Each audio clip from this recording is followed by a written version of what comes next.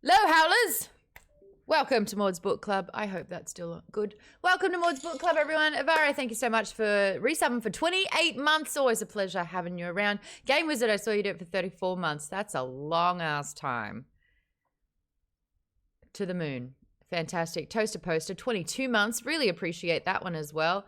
Book, I'm not even the call. I started the show and I'm not in the call. Hello, club. Hello, club. Oh, you can see Zelda. Hey, stop scratching. She's got a trip to the vet tomorrow, that one. What a book. This. I mean, I listened to it a lot, but there's tabs, and the blue ones are foreshadowing, and it's easier to read it the second time. Let me just say, I didn't put my lip gloss on. Yeah, okay. We're about to talk about death and destruction of an entire society, and that requires lipstick. I want to do something different with Book Good this time round. I feel like since this is book 3 and we've been stuck into Red Rising as a series, and we're all pretty big fans of it. Oh yeah, Ray Panda, cheeky thing, dropping 5 subs just now. Gifting one to Brandon Pace, Osiris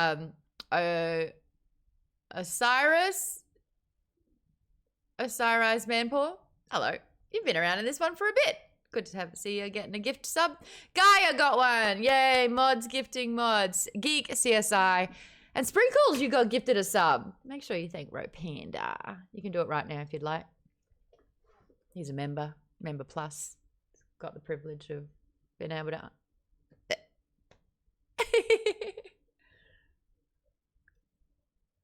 Oh, there you go. There you go. Thank you would suffice, but let's get all super humble. We love it. There's no Discord sound on the stream. It should be coming through headphones. Let's try again. Let's try again. Did you want to do that one more time? Or do you feel like you said thank you? And no. He's like, I'm done. I'm done. All right, well, we'll make sure we've got chat coming in through there. Oxytocin says, Morty, guess what? You better tell me you got a job, son. I've been rooting for you on the sidelines here. Colleen says, how many times did everyone throw their books across the room? Tim says, not even once. That's a lie. I know that's a surprise because I threw the last one, but honestly, not even one time. What did you throw it with Golden Sun? At what point? At Golden Sun, I threw it at the end. Oh, yeah. At the Triumph. The betrayal. I threw my book at the Triumph, but this book I didn't throw even one time. But I think that's because I saw a lot of stuff coming before it came. Oh, did you now? That's pretty good. I didn't. Avery, new glasses.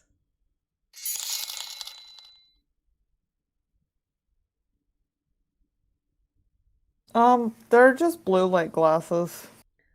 Fuck yeah, let's go blue light. Oh, mine are so dirty. I'm sorry. Was that? I beg your pardon. Excuse me. Is this me showing off the new Maude's Book Club merch with our little own reading rainbow, Maude's Book Club, right here in our colours, which Lisa in the chat's wearing as well. We are matching. We need to get a little screenshot of us, by the way, Lisa, because we are looking so cute. See, we don't have a Tess in here. She said she was getting some foods. KP Dubs, look at that cool shirt. He'd posted about it. Actually, it was one of my favorite photos I've ever seen of you in the Discord for members. Subtly drinking some delicious beverage out of the Maude's Book Club mug as well. Oh, Lisa's just showing me her Maude's Book Club mug. Vaden's showing me his Let's Read More Books chat as well. Jimmy showed me that because I see a sparkle and I know what that means. That's part of our... I love that Jimmy Sprinkle's got the sparkles. Let them smooch. I really wish I could show everyone all of this. You guys look spectacular. Robin says, I'm planning on wearing that shirt on Friday to Pierce's signing. I'll tell him to look out for it. I hope you guys get a photo together. Oh, that'd be amazing. Hello, Matt, saying merch in the chat there. Maud's book mug, surely. Oh, that's right. Your car got stolen, Colleen. That is such a rough, I was going to say day. That's a shitty month. That's a big, big shit thing to happen. So I apologize. I'm drinking wine in this one, by the way, everyone. So we're going to get a little rowdy because of that one. Did I swear? You got an offer today? Okay, we have the ability to do little emotes in here. Give me 2 seconds. Congratulations, Oxytocin said the answer to your question was yes. I got the offer today. I know you had a good meeting. I'm so stoked for you. Ah, well done. We love good news. Anyone else got some good news? Members Plus? Where are my pluses at? We got some good news happening? Terry's like, no. Timmy's like, no. Any good news? I'm taking my dog to the vet tomorrow. That's not great. It's not 110 degrees outside. Well, it is kind of where I am. It's a hot one today. So, all right. Well, when we have good news, we'll let it in. We'll get in there. We'll get it in. Your son's chickens got better. I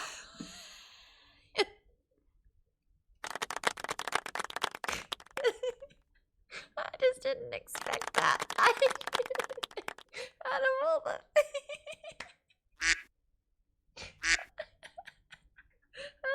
the news. My son's chickens got better. Hell yeah, Colleen, that was worth a golf clap and a random duck. Quack. I couldn't find chicken noises, so I had to settle for another fowl. I like a little duck. That's fantastic. Hold on, I saw Robin got a raise, everyone. Damn straight. Wait, where's our golf clap for that one? You are worth it and then some. We're loving that. Look at all these chickens. I'm picking up what you're putting down, Sprinkles. Hold on. So I want to do something different. We usually just do book good and we rate it out of 5. But I just have a feeling everyone's going to say book good 5, book good 5. Jimmy might say 3 just to spice things up a little bit. Am I wrong? Am I wrong? Am I wrong? 4. Okay, 4 is not so bad.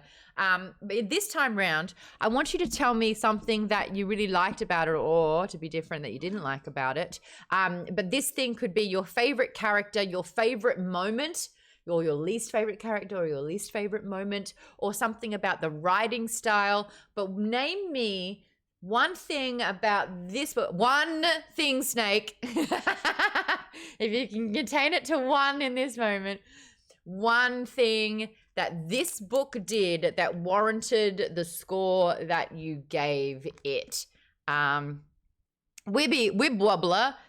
First time chatter. Yay, we got a first time chatter in the house. Wait a second. The fact that Adam Visions, oh, there we go.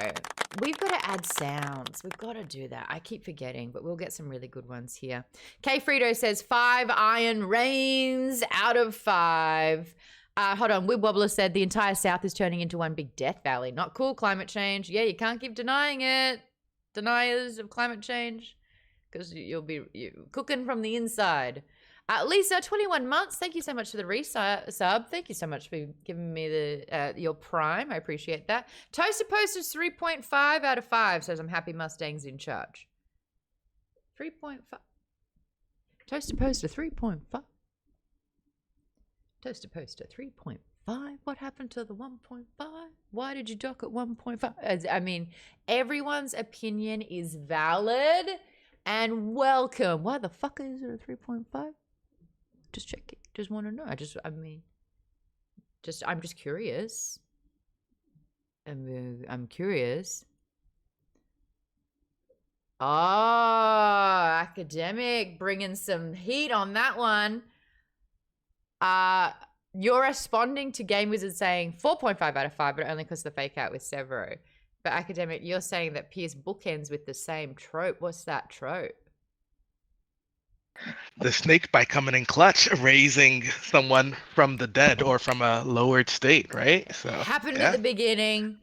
He held on to it until the end. That is some source-fed D&D, my first season ever kind of shit that I love. Oh, hold on. Aaron, what are you saying? I can't hear you. I'm not getting sound from you. Wait, try now. No, I saw it blip in for a second. And you're doing this, so I know it's important what you're saying. Okay, I gotcha. Can you hear me? Oh, wait. Yeah, there we go. Perfect.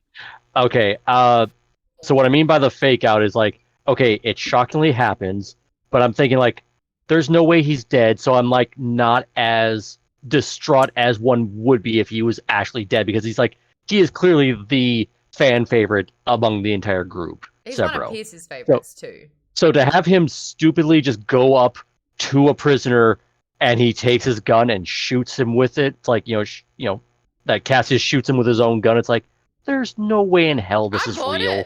I bought it. Like, I bought it for like half a second because like Darrow's like, in his own, because it's all from his perspective. So he's like, he's clearly saying, oh my God, he's dead. And then he isn't. It's like, why is Pierce writing it this way? It's like, why would Darrow intentionally tell his own thoughts that he's dead when he clearly isn't? Tim, like, you have thoughts? Yeah, I saw your hand raised.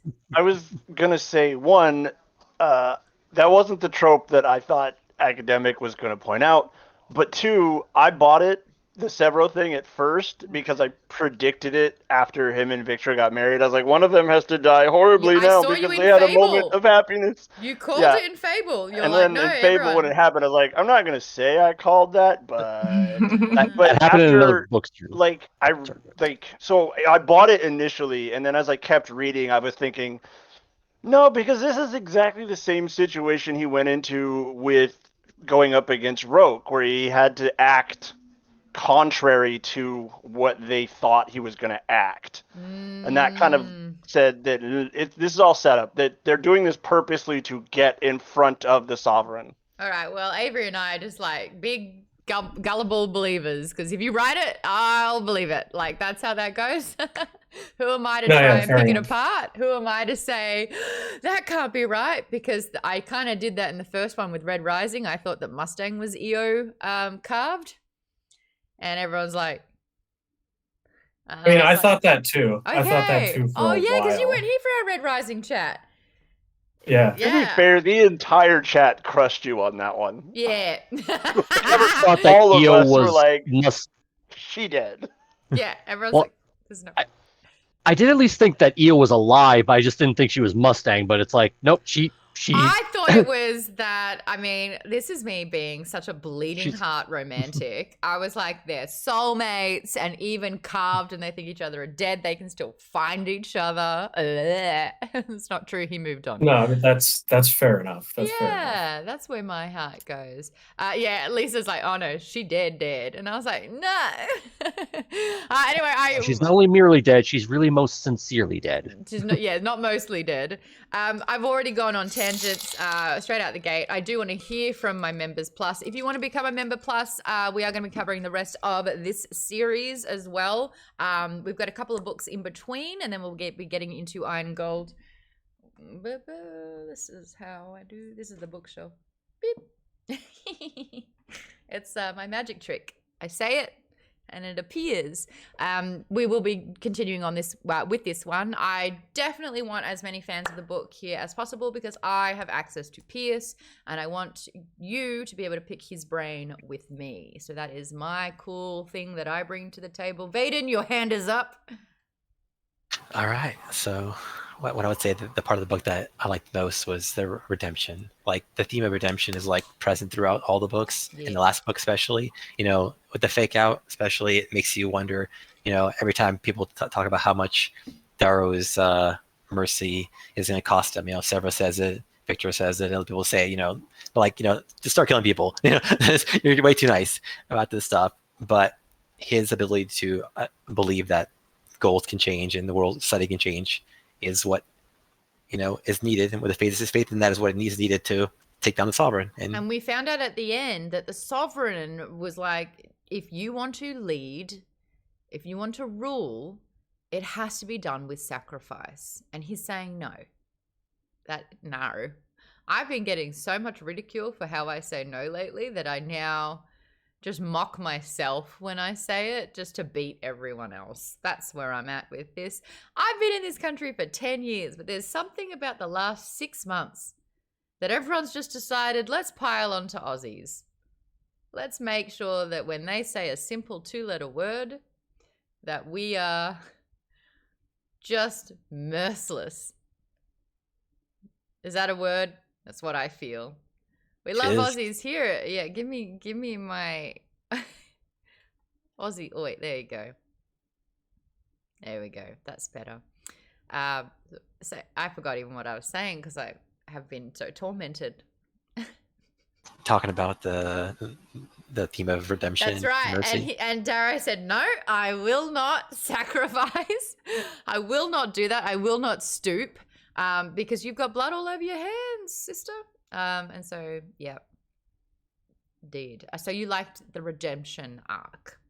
Yeah, because it was present in all the books, and this book it was used the best. Like it really shone through the good and the bad of it, you know. Because like he lives people alive, and it comes back to bite him in the ass repeatedly, but also means that he wins in the end. And But also, me rooting for people that were loyal and good bit me in the ass in this book because I've been a Cassius apologist from day one.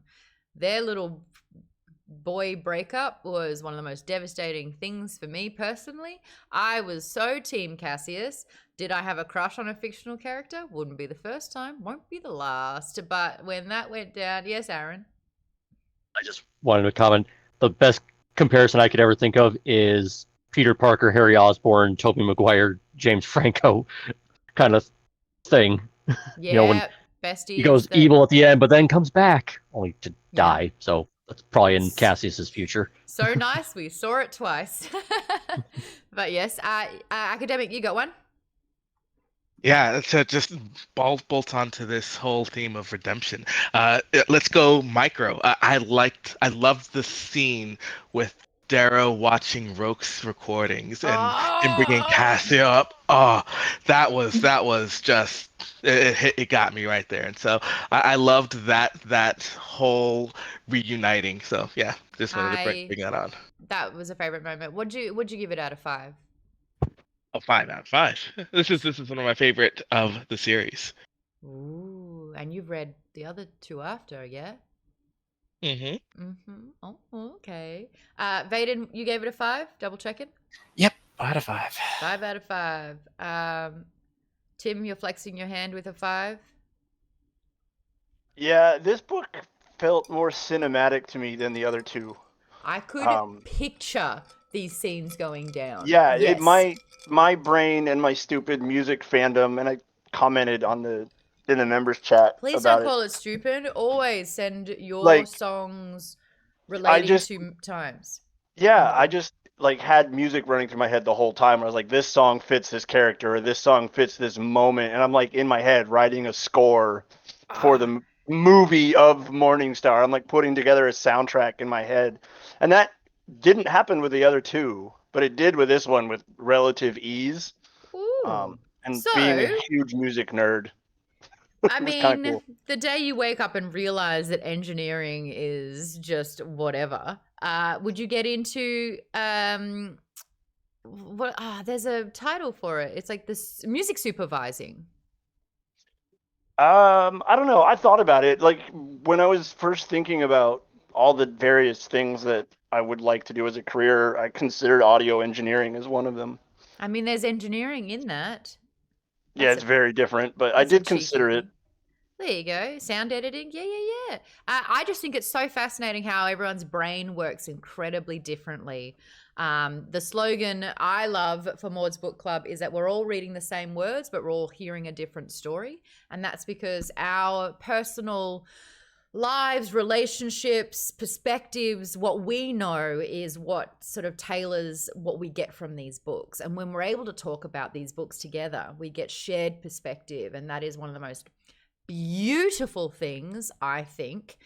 So the fact that you're reading these words and you're hearing supporting music is so bomb that's got to be, I mean, explore that in the Discord for sure. Like, we love that kind of stuff. For me, I have a very vivid imagination, so I can picture all of these characters. Now, I don't necessarily listen to the character design. I pluck a character pre-established in my head, and that's who it is.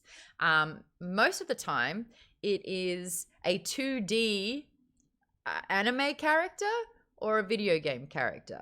So they're not actual people, so I can't sort of like, they're not tangible, living and breathing, but I can see them. So I guess it's like, that's why I also have fictional crushes on anime characters.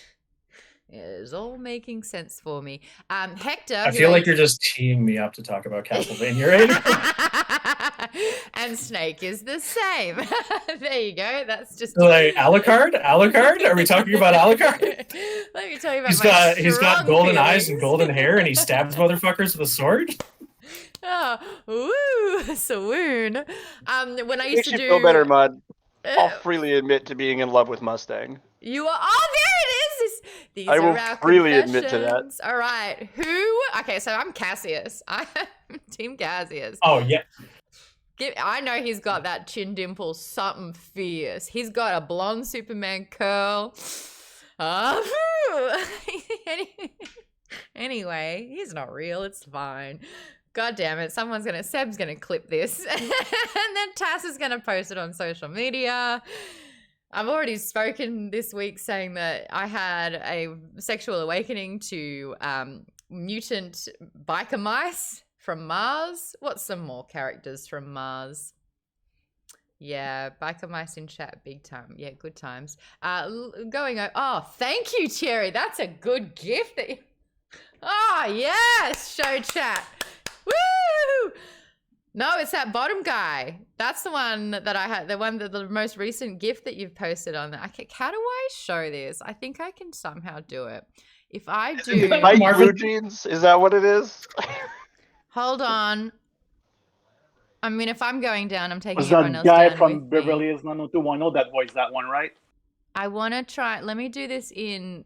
studio. This is what happens when I have a wine. Good Lord, everyone. I apologize.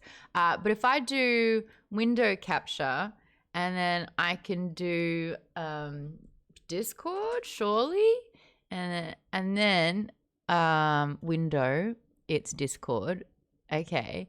And then if I just so no one post in the show chat because it'll wreck everything that I'm working towards. I can't believe I'm doing this. You Hey, weirdo. You weirdo.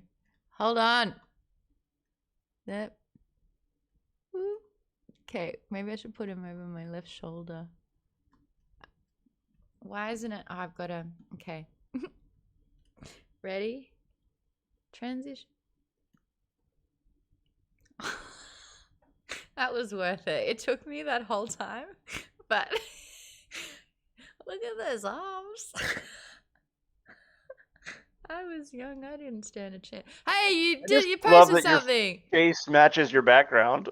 It's very red, isn't it? Okay, we'll go mute that now. That was worth it. Yay, everyone. He's got fingerless gloves and denim jeans with knee pads on them and bandoliers. So like his fashion sense is on point. Plus he's got like a cravat like Fred from Scooby-Doo. Oh, so, yeah. Yeah. And he was like the cheeky one. I can't tell you his name. It's not Mickey, because it could be Mickey the Mouse. It could be Mickey. Someone will tell me. Anyway, show chat for all your members if you are there. Was he? Was he the voice of him? I think he was. Shut up. It's Iron Ziering from 90210 was the voice. And, I'm not sure if everyone remembers this from 2019 Comic-Con. I did a panel and Iron Ziering came out. Vinny. Yeah, and it was Iron Ziering that was the voice. Wow. Okay, full circle. Okay, we do not have time to tangent. Usually it's a book I don't like that I allow tangent. After chat. I love this one. We'll talk about it after the show for my Plus members. Also, 11 minutes ago, Flying Cosmo, thank you so much for the sub. We were distracted. Yeah, K Frito says, so big those arms. Anyway, Adam is screaming in the background. We love it. Hold on, why Adam? Is he got a thing for biker mice from Mars as well that I'm unaware of? Anyway, show chat's there. You can see photos of members in their merch. It's really wonderful. Love it long time. Who hasn't told me their favorite thing about the book and their rating? Go Snake. 5 out of 5. It's difficult to pick one, but I'll go with Sevro saving Cassius from being scalped by the Obsidians, which then leads to Cassius, which I love the symbolism of this. Cassius as the morning knight then assists in the establishment of the Solar Republic, essentially bringing a new dawn Oh, to the solar system. So, love me a bit of symbolism. and you know that's not an accident. No, for sure. Yeah. Fives. Any other fives? Lisa? Yeah, definitely a 5. I think this book is probably the one that got me the most emotional reading. There's so much like highs and lows throughout the whole book, but I mean, this is a reread, so I didn't really cry this time. But the first time I read it, I bawled my eyes out, Oh. thinking Sevro was dead. So, but like the last 200 pages of the book, I just didn't want to stop reading. And again, like I'd already knew everything that was going to happen, and I still couldn't put it down. So I love the book. It's so good. Preach. Hold on. We had academics say the morning night, assisting the morning star. Yes, and stars come out at night mostly, says KP Dubs. KP Dubs with the haircut as well, I noticed. You got a haircut, right? Yep. This is where KP says, no, he got them all cut. You're not wrong. Yeah, where's that golf clap? Where's that? There we go. Colleen, you held up 5. What did you love about this one? Why are you giving it a 5?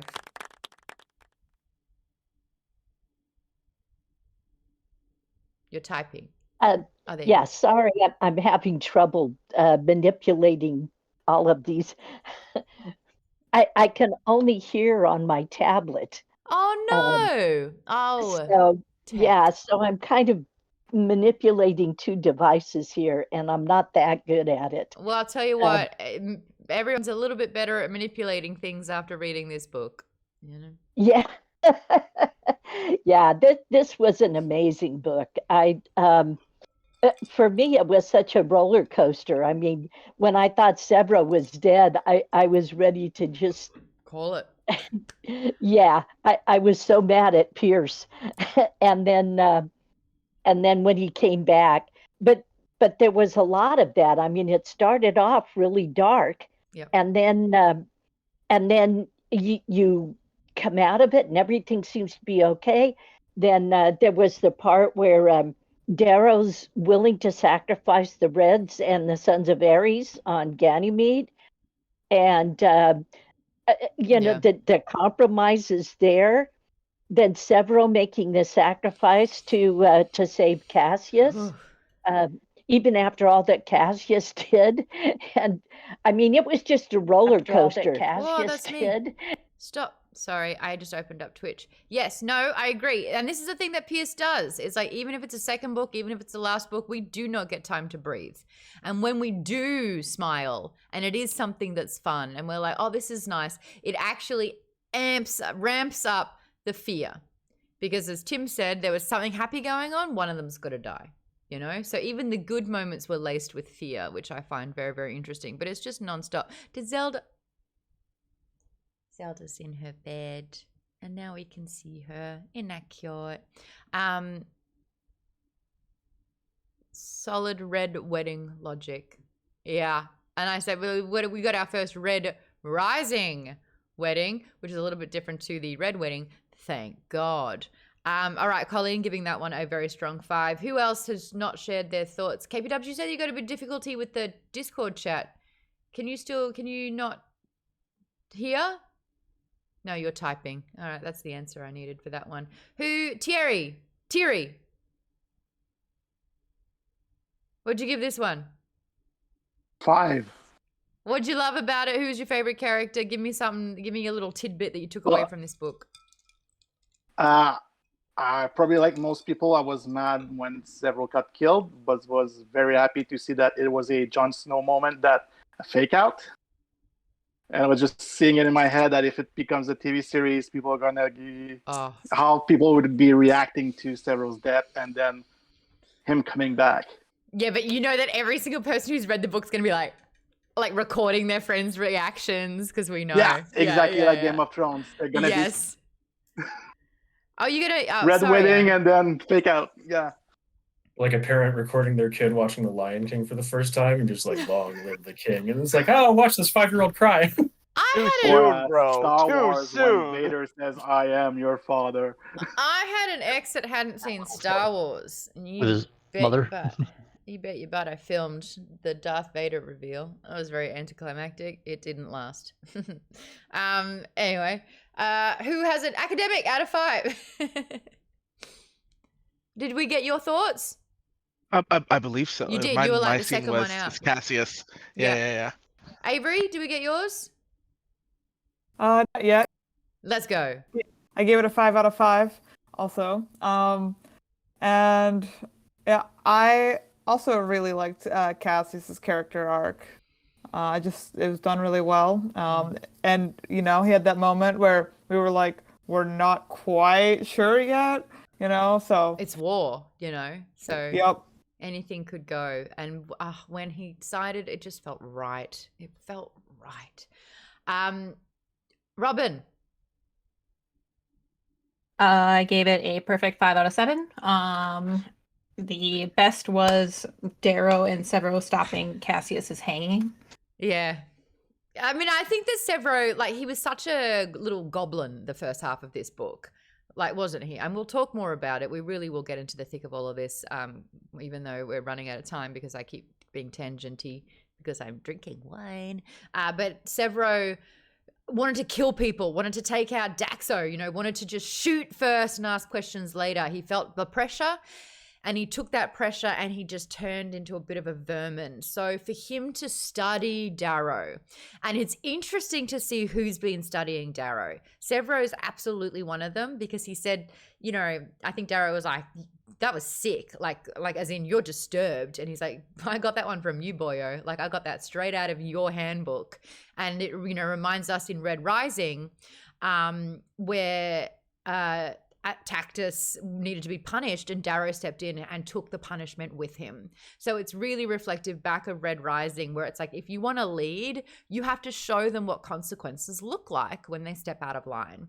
And Sephi and everyone was just out for blood and they were foaming at the mouth. And for Sevro to kind of acknowledge this moment, being like, let's kill the murderer because he's murdered and he's bad. And they're like, yeah, he's bad. So it's like, right, take care of him. Now I've murdered him. And I've murdered 40 other golds. So why is it different for him than it is for me? Like, is it because of what side we're choosing? That's not what this is about. So because I'm a killer, see ya. And tops himself, even though it's all temporary and the fact that everyone knew to stop and Victra's like discovering for the first time how she would feel without him. Because at this stage, Victra has walked from Sevro saying, I'm poison. There's poison in my veins. I need to protect you. And the way that I do that is to walk away from you. And then she saw what it would be like without Sevro. And then she proposed to him. I loved it so much, especially knowing that Pierce loves writing Sevro. I think Sevro is one of his favorite characters. And so is Victra. He's got such a soft spot for Victra as well. Which is very, very funny because apparently I'm 1/3 Victra, but I'm also 1/3 Antonia, which the fuck? Because like when he wrote that when he signed my copy of Lightbringer, I was like, I don't know what this means because I haven't read enough. Like this could be the nicest thing you've ever said, or it could be the worst thing you ever said. And it was both because I'm 1/3 Virginia, 1/3 Antonia, and 1/3 Victra. Like, does Mustang negate Antonia? Is that the good outweighing the bad? So I'm just like plain Victra. Okay, Vaden says that you're 2/3 Mustang and 1/3 Victra. So all the best women says K Frito.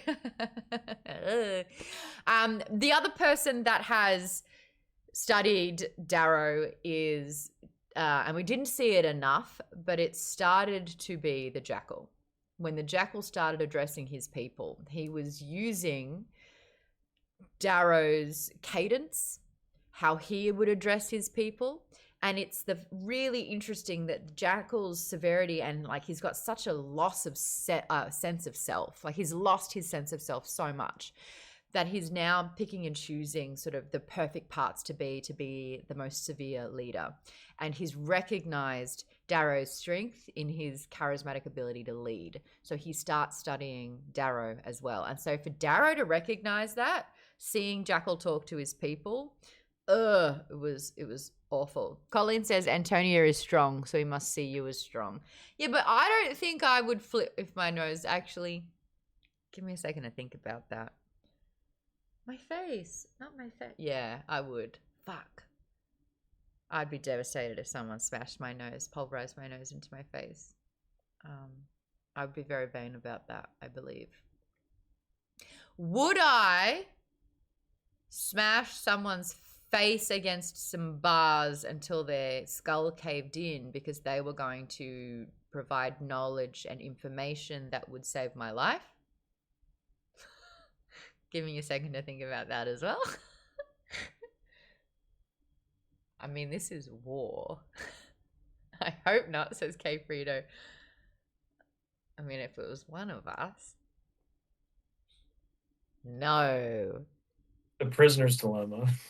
The prison. Luckily, I will never be in that position. So we'll because you got out of Australia. We'll never know the answer. Academic going, I mean. Shit. This isn't about me. This is about the book. Who's not given me their rating and favorite moment? Nick,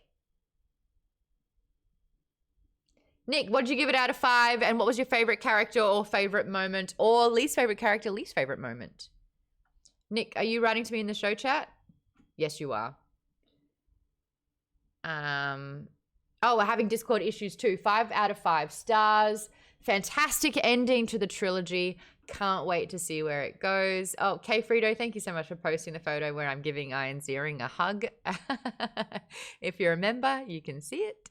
I'm very thrilled that Iron Ziering was next to me because I used to watch 90210. Do you have a favorite moment, Nick? I can see that you're typing, so I'd love to get a favorite moment or a favorite character from you. Thierry says, Sevro's red wedding moment from being stabbed just after getting married, but then it was a Jon Snow fake out. So not as a story moment, but more like a reaction moment. That was a response to the Jon Snow moment. Nick says, I loved the redemption of Cassius. I also believed he would eventually be redeemed since Red Rising. I'm glad he survived. So we get more of his relationship with Darrow in the next books. I also read in a interview, a quote was up on the Wikipedia for this book, and that was Darrow saying he was going to kill Cassius in this book. He thought that killing Cassius was an appropriate thing to do, but with Lysander surviving and with Cassius wanting to raise Lysander, he thought that that was worth keeping Cassius on. I think that if he killed Ragnar then Cassius, I would have torn the book to shreds. I would not have been okay with that. But because Cassius has survived and has the ex-sovereign's supposed, what is it called? Grandson. Yeah, but next in heir line. apparent? Heir apparent. Succession. The succession. I have a feeling that that's what makes up books 4 and 5 so well. And Tim is like, should have killed him. So Tim, could you please say live on the internet that you would have killed a child? I 100% would have killed Lysander. Would have Darrow blown has a that history 10-year-old's of head leaving right off. enemy combatants alive behind him, and Nature it bites him versus in the ass nurture. every time. I would have 100% killed Lysander. He has learned nothing. But Cassius. I don't care how old that kid is. Dunzo. Cassius would be the best teacher for Lysander. I mean, they deal with honor so well. But I mean, yeah, it is definitely open to a lot of possibility. Colleen says Lysander saw this as a natural gold act of succession. Yeah, may the strongest win. He knows it, which is why he was smart enough to, bow down and kind of let it happen. Lysander did just see Darrow murder his entire family. Yes, but he wasn't there to witness Lorne. I don't know if that's got anything to do with it. Hey, Darren, are you there? Are you able to chat? Can you tell me the rating that you gave this book out of 5 and your favorite character and or moment? Darren, are you writing to me in show chat? No. You there, Darren? He's in the call. He's in the call. Well, when you hear this, please feel free to unmute and talk all over me and tell me your thoughts on this. Yes, academic, good point. Lysander's a Darrow fanboy, though. Interesting. I wonder if that still stood. He was a fanboy from Red Rising, but then Golden Sun saw him very much take on a new identity. He's obviously would know he's a Red now. I wonder what Lysander thinks of Darrow having witnessed all of this. Aaron says, I can already see Lysander being a problem because he knew he couldn't stop things now, but given time and enough preparation, he will try to overthrow the new government. The long game. Do you think Lysander's going to play that long game? What do you think is going to happen in the next books? I can't predict in the next books because I'm trying to keep myself as spoiler free as possible. But given that fact that his grandmother was Octavia and how great she is at, playing those long games, like he was learning from her like every day. So I 100% see him being a problem and will bide his time. I don't want to spoil anything. He's going to be a problem. But I just flicked through this and I saw the word Sophocles and I'm stoked. Yay! We love that little fox. We love that little guy. Yeah. Avery says, Nero played the long game too. You betcha. So let's, for a little recap, Avery, tell us a little bit about Nero and, where he started and where he ended, really. And Golden Sun, when we learn about, Nero's whole story, he also had, the war between the blood feud between the Bolognas and the Augustuses, and I don't know. I know a bunch of people got killed, and he was like, "Oh, I'm going to fix it." So he was nice and was being promising everybody he was going to end it, and then he offered to marry their daughter to end the blood feud, and then he murdered her on their wedding day. No, I think, hold on, you're talking about who is that one?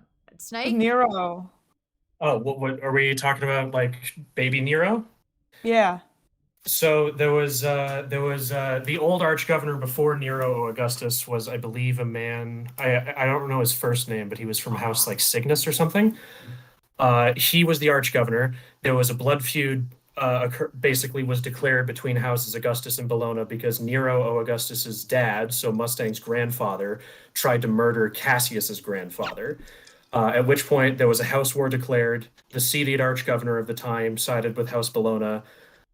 House Augustus was wiped out to a man, or was killed. Everyone in it was killed save for Nero because he was a child at the time. And then the arch-governor took Nero basically as his ward into his own household, raised him, and then Nero was after he graduated the institute, was he basically petitioned the arch-governor. He was I would like to marry one of the Bologna's daughters, so Cassius's aunt, and in order to cement peace on Mars and end this blood feud. And the arch-governor was hell yeah, go for it. I 100% approve. Where in the background, Nero was working with Octavia in order to secure her usurpation of her own father to then ascend the morning throne.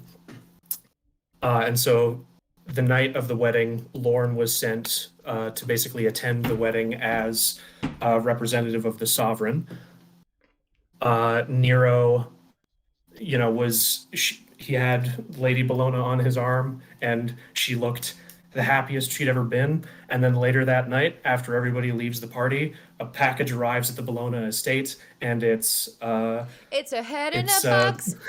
A head in a box with grapes stuffed in its mouth, because Nero apparently was fed water via grapes by the seated arch-governor of the time, and basically then when House Bologna went to the capital city of Aegea and was hey, we're gonna crush House Augustus again. Chair turns around, and instead of seeing House Cygnus guy, they see Nero Augustus attended by the Rage Knight, and it's like, yep, I'm the Arch Governor now, and also Octavia's the sovereign because her dad's head is gone. So, having listened to all of that, recognized my error quite quickly. How fucked is it that Nero and Nerol are that close together? If one's a red and one's a gold, Nero and Nerol. There is a single word, a letter different. I thought I was talking about Nerol for a second. Nero. That was a good history lesson. And you make a great point, Avery. Nero did play the long game, which meant that Adrius learnt how to play the long game. He's been playing since he was a kid. The fact that he orchestrated Claudius's death, the fact that he realized he was never going to get his father's approval. He's been from day one studying, waiting, learning, observing. Long game. Does Lysander have that in him? That's what we're going to find out. Tim, you've already put money down on the table for this one. Yeah. Does nobody catch the parallel? What's the parallel? Lysander being a child raised by the people that killed his family. Exactly. Okay. Yeah, it was staring me in That's the the face. point I was attempting to make. And I was just like, well, Nero. Pierce loves his parallels. Yeah. Morningstar started and finished with one. He's doing the typical thing with history. It's like it just keeps going cyclically around and around and around. It just repeats itself. And Lysander you know what? is 100% going to be a problem. That actually goes back, and that's even more interesting because Lorne wanted out all Golden Sun. Lorne was the one who told that story. Lorne was the one who said how history keeps repeating itself. Lorne didn't want Darrow to start this whole upheaval of the system because he's like, that's what it's been done before, my dude. This happens all the time. Like, you weren't there, you don't know the history, but someone tried to do what you've done already. And so the fact that Lorne's great-grandson. Yeah, he's his grandson. So Grandson. Lorne had a son named Brutus who married Octavia's daughter, and they produced Lysander. Yeah. So the fact that Lorne is saying history keeps repeating itself tells the story of Nero, and like Sanders' his grandson. I mean, that's too good. So the evidence is there. All right. But the bent of Darrow's theme is break the chains, says Academic. Yes. Darren, are you able to hear us yet? I'd love to get your score out of 5.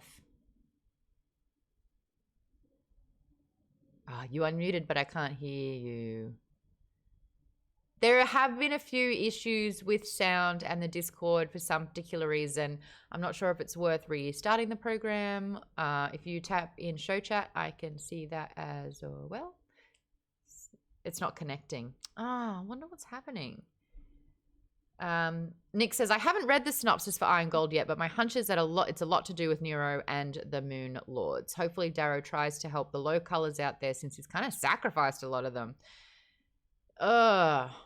Dude, that's the thing. Like, Darrow was like, I'm not going to sacrifice, but it's like, you know what? I'm going to hand over pretty much all the reds on Romulus's moon and be like, well, I had to do it. He also burnt that bridge. It wasn't just his moon specifically, because he was basically the sovereign of the Rim Dominion. So like all the moons of Saturn and Jupiter and Pluto.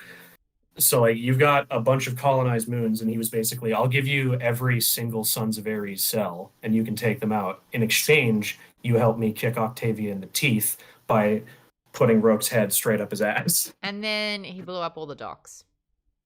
He did also warn all the Sons of Ares to get out before he handed them over. But not all of them were able Romulus. to get out. Not all of Yeah. them were able to get out. Well, Like, some did it. It was an ambiguously good deed or an ambiguous deed.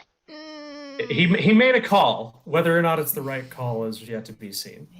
He made a call in regards to both the sacrifice of the sons and the devastation of the dockyards. All right. We'll see how that plays. So we've got everyone's scores. If you're in the chat, give me your scores. I want to hear them. 5 stars from me. Thank you for showing me that Cassius is a good person, Pierce, even though you took me on a very turbulent ride. I listened to this book as it went down on a very long car ride, and when I tell you I was dangerously driving, oh boy, no. but I was very vocal, like screaming in my car a lot of the time. Colleen says, and the workers on the docks wouldn't have been able to escape, and they would have been low colors. That's it. Okay, I've got some talking points. Let's kick it off right. Like, let's go chronically, but also chronologically. The morning of Ragnar. How do you think that was handled? Did we like how Ragnar's burial happened? How Sevro's interaction with Ragnar was? Did we think that was enough for Ragnar? Thoughts?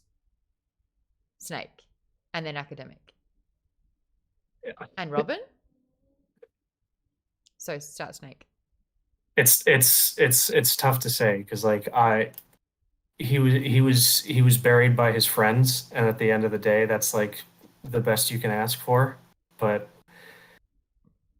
I'm never gonna forgive Pierce for taking my big teddy bear boy from me because I love that man dearly. Like, amputate a leg and have him in the what is it? The hospital, the Briggs, whatever. Like, just have him in timeout for the rest of the book, but don't do that. Don't kill him. I hear you. Ragnar was a star. Yeah, it really needed him, I think. Academic. I'll echo that. There will never be enough mourning for Ragnar.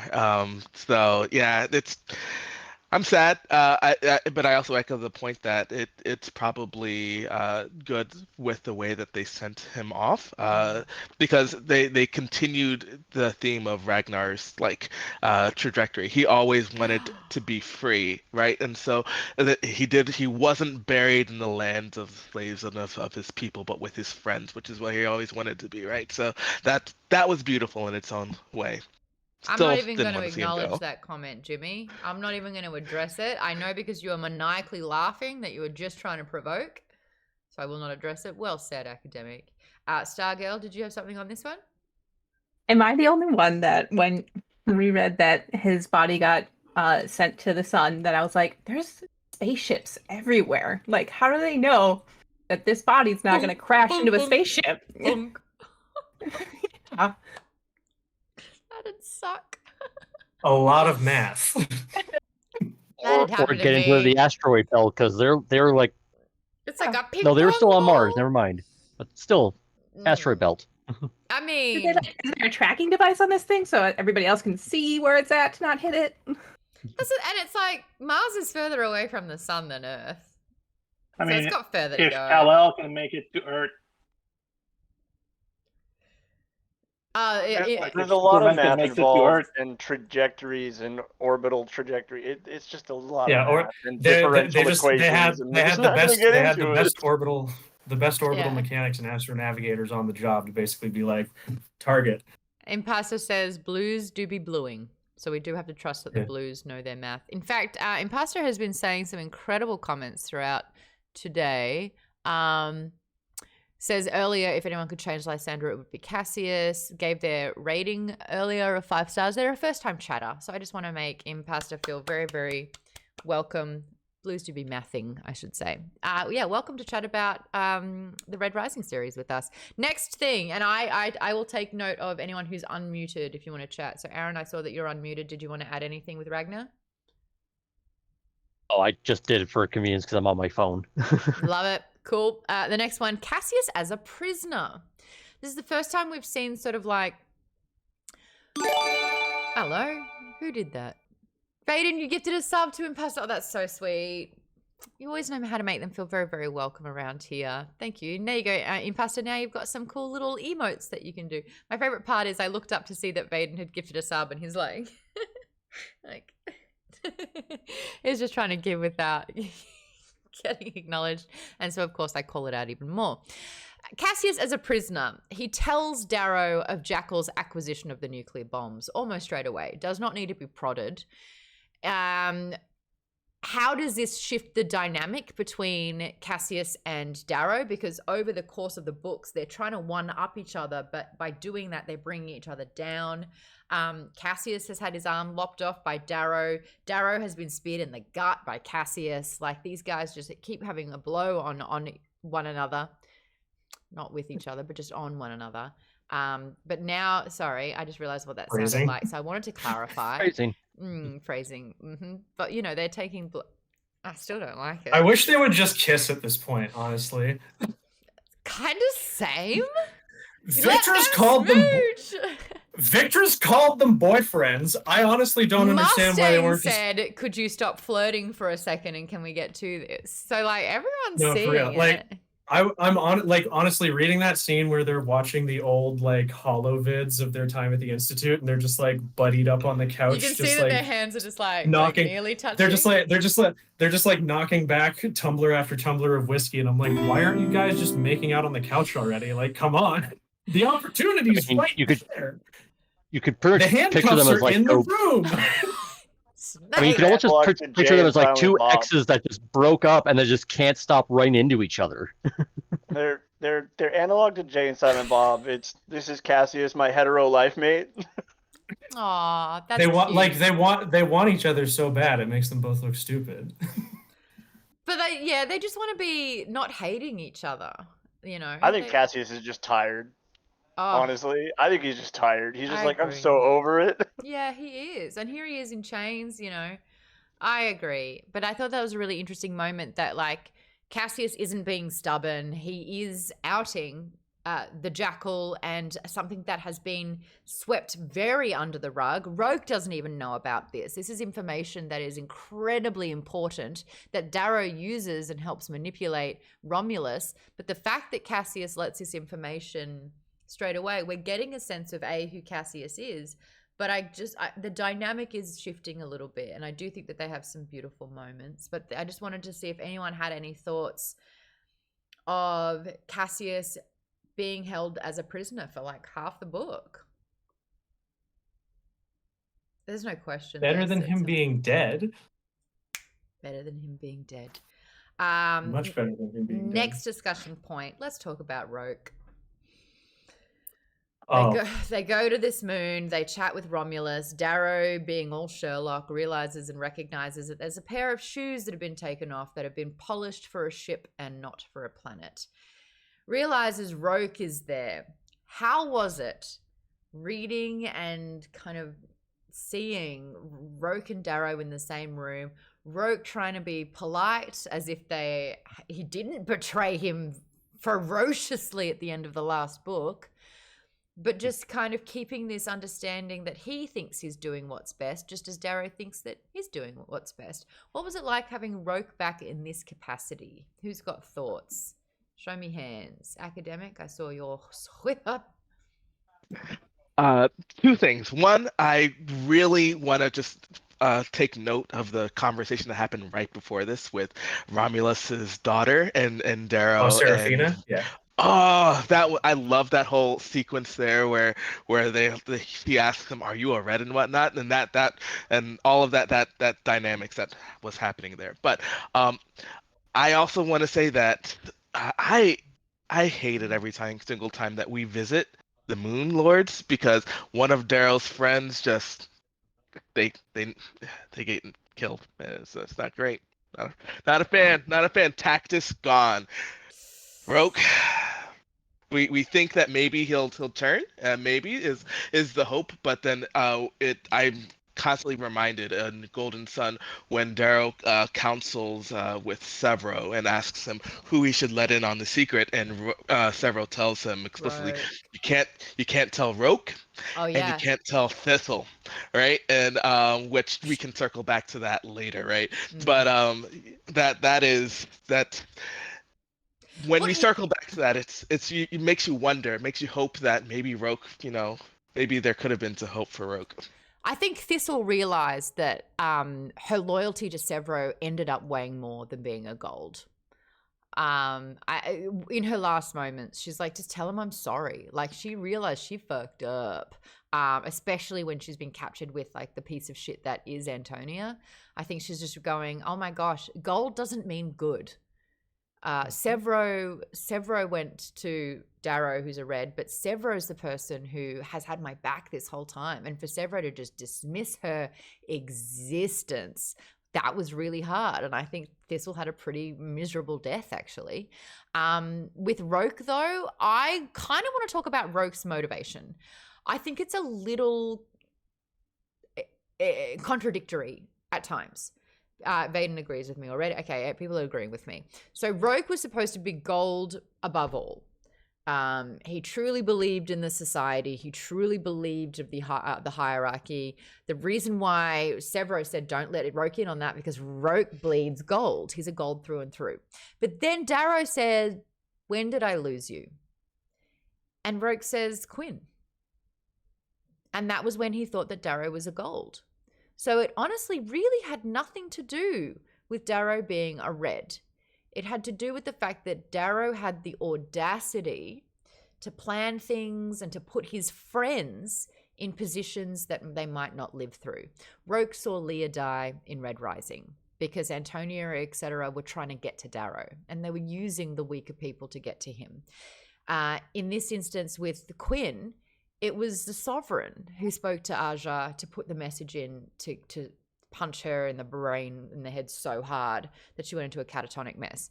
And then we also find out that it was the jackal that slid bone deeper into her brain to kill her.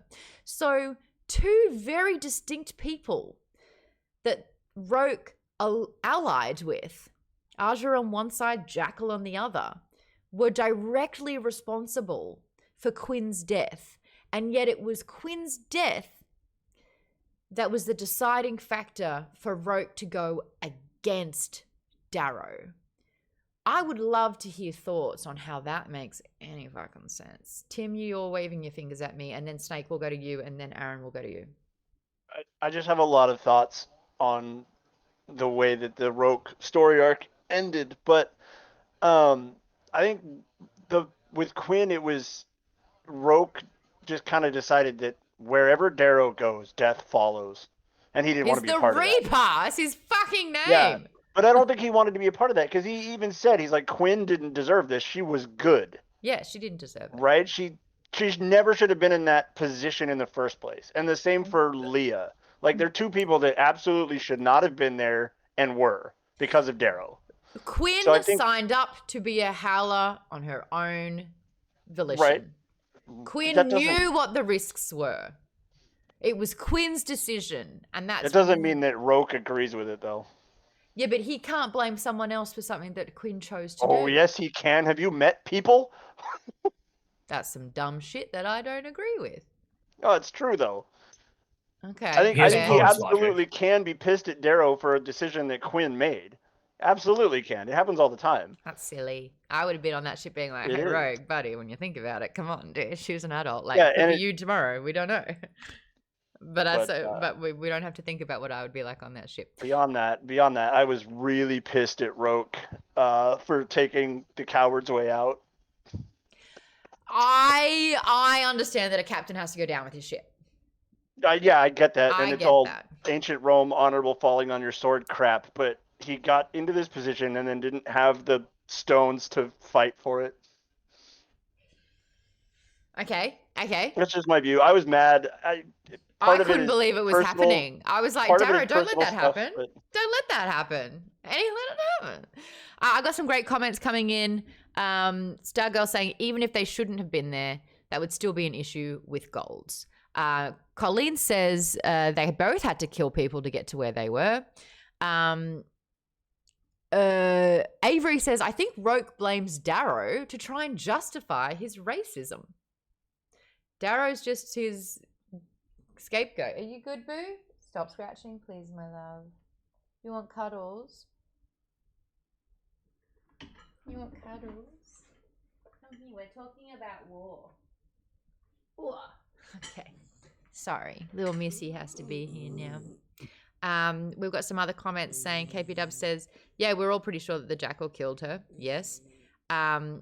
Clever Girl also said, Roque was so indoctrinated in the gold worldview that the color caste system was the only thing keeping society together that I don't even know if he could have changed if he was given the chance. Hi, cutie. You're gold in my heart. Academic says, I've super wrestled with this thought, and that's the thought that I think Roque blames Darrow to justify his racism. Academic, do you want to tell me about it, actually? I think you were next with your hand up anyway. Maybe. I think it was someone else. There was a Robin or Aaron, or I think Aaron was in front of me, or Snake. I can't remember. I read your Or comment. both. I'll cede my like I'll take a back seat for you to say your piece, and then I'll come in after if that's okay. Okay, yeah, I'll try and be quick then. Yeah, I really No need to rush on it's my really account. fair enough. I'm not sure exactly how much that we can read into Roque's intentions and opinions for why he believed in the society, or why he proclaimed that he believed in the society. My hope and my dream is that if I'm not sure what catalyst he needed to sort of lift himself out of the pits of like, oh, I must subscribe to this philosophy no matter what, in the same way that Thistle did, was maybe he needed to be put in a cage with the Sovereign and the Jackal and Antonia, just to see exactly who he was allied with, and maybe that would have sort of broken him out of that super. And honestly, I think Roque was sort of lying to himself when he said that was lost, that Darrow lost him with Quinn. I think Darrow called it when he drugged him, and Darrow realized that that's when he probably lost him, because there was trust lost there.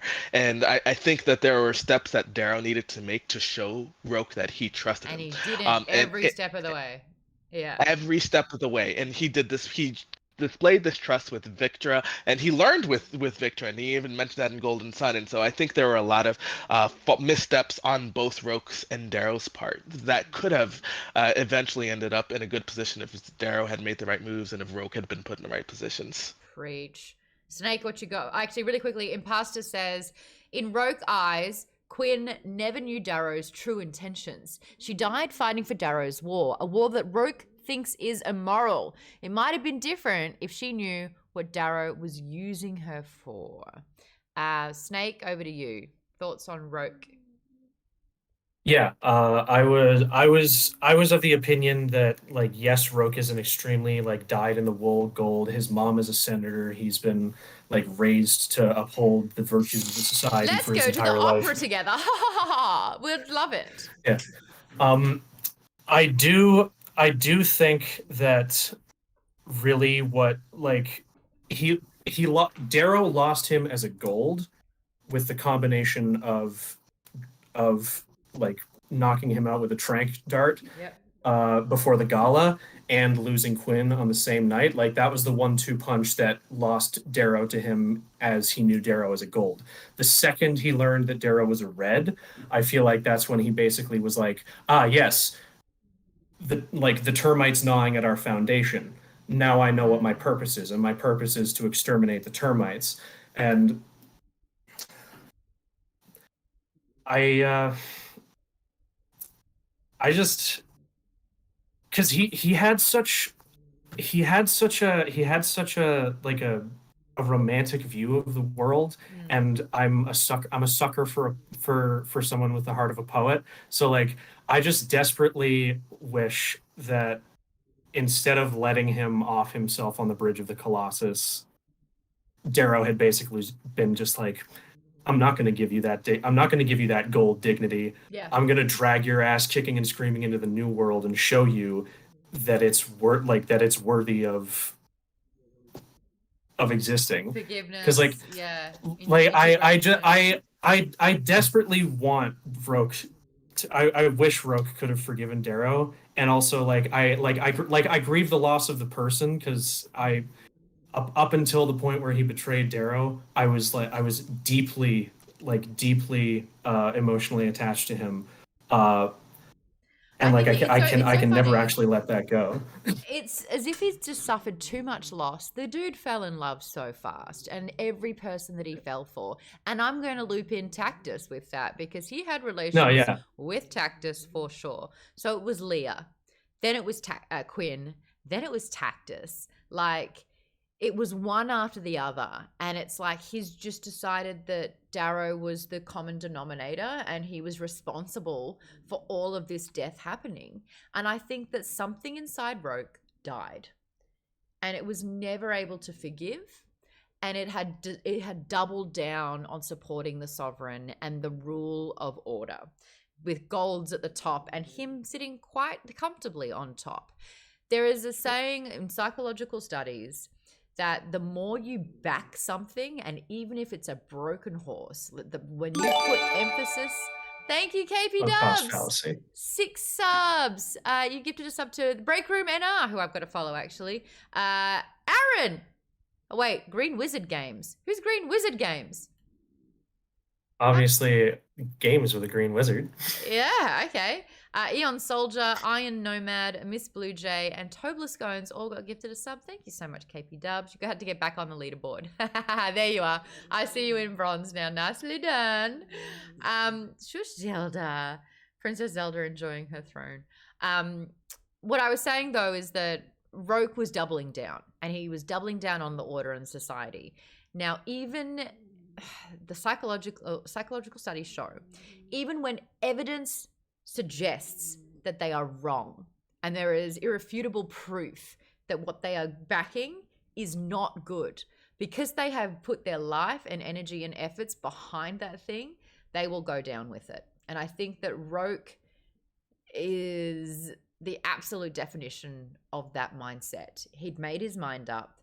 He was unmovable with it. And even though he looked around and he was surrounded by the likes of the Jackal and Antonia, he'd made, like, that was his decision and he had to stick by it no matter how much it ended up breaking him. Yeah, sunk cost fallacy. He was like, I'm too deep in, can't pull out. That, like, because like no one knew that the Jackal pushed the bone fragment into her head until he admitted it to Darrow. He was just like, yeah, I did it. Like, I told you I did everything in my power to save her, when actually I basically just used her as a cadaver to do a little bit of, like... What a piece of shit. Pre-mortem satiation of my own curiosity. And even how he spoke about it as well. She was going to, I pushed it in and it was going to basically, like, make her brain dead. And I was going to leave her like that, but, like, there's just a lot of drool. And that just, like, I don't know, was just too messy. So I just killed her. Just like how he speaks about people as well. But hold on, I got so much more to talk about. Darrow's manipulation of Romulus. I understand that it's war, but I want to talk about the fact that Darrow has this information from Cassius, says there's nukes on the ship. He uses that information. It's Roque versus Darrow with who Romulus is going to side with. Shout out to Tim Reynolds, who in this particular moment is giving unique and distinct voices to every color and region. Because he's out in Pluto, everyone out in Pluto has a South African accent. I can't do it very well, but Tim Reynolds can. And he's like, all right, my people, you want to side with my people, so you need to tell me what it is about this war that you can offer me. The voice was fantastic. I just thought it did such a good job. He's just made everyone's voice so unique and distinct, but I just thought that was such a great choice in all of this. But anyway. It's also an example of a narrator kind of listening to the world building of the author, because it's in later books, it's like discussed that basically the rim, like the outer planets and the moons of Jupiter and Saturn and Pluto, like populated by those golds. Those golds are of primarily South African and, well, at first it was Japanese descent, and then there was a second diaspora of golds out mainly of South African descent. So cool. I wonder where the Aussies landed. Would they be looped in with the Telemanuses and, like... Yeah, the Telemanuses are from South Pacifica. Holiday mentions, like, growing up in New Zealand, so, like, they're Kiwis, they're Aussies. Cool. I'm not hearing Tim Reynolds do any Australian accent yet. That's probably a good thing. No Gold would have an Aussie accent. I can tell you that right now. Like... I hard disagree. Daxo is like... No way. The Gold...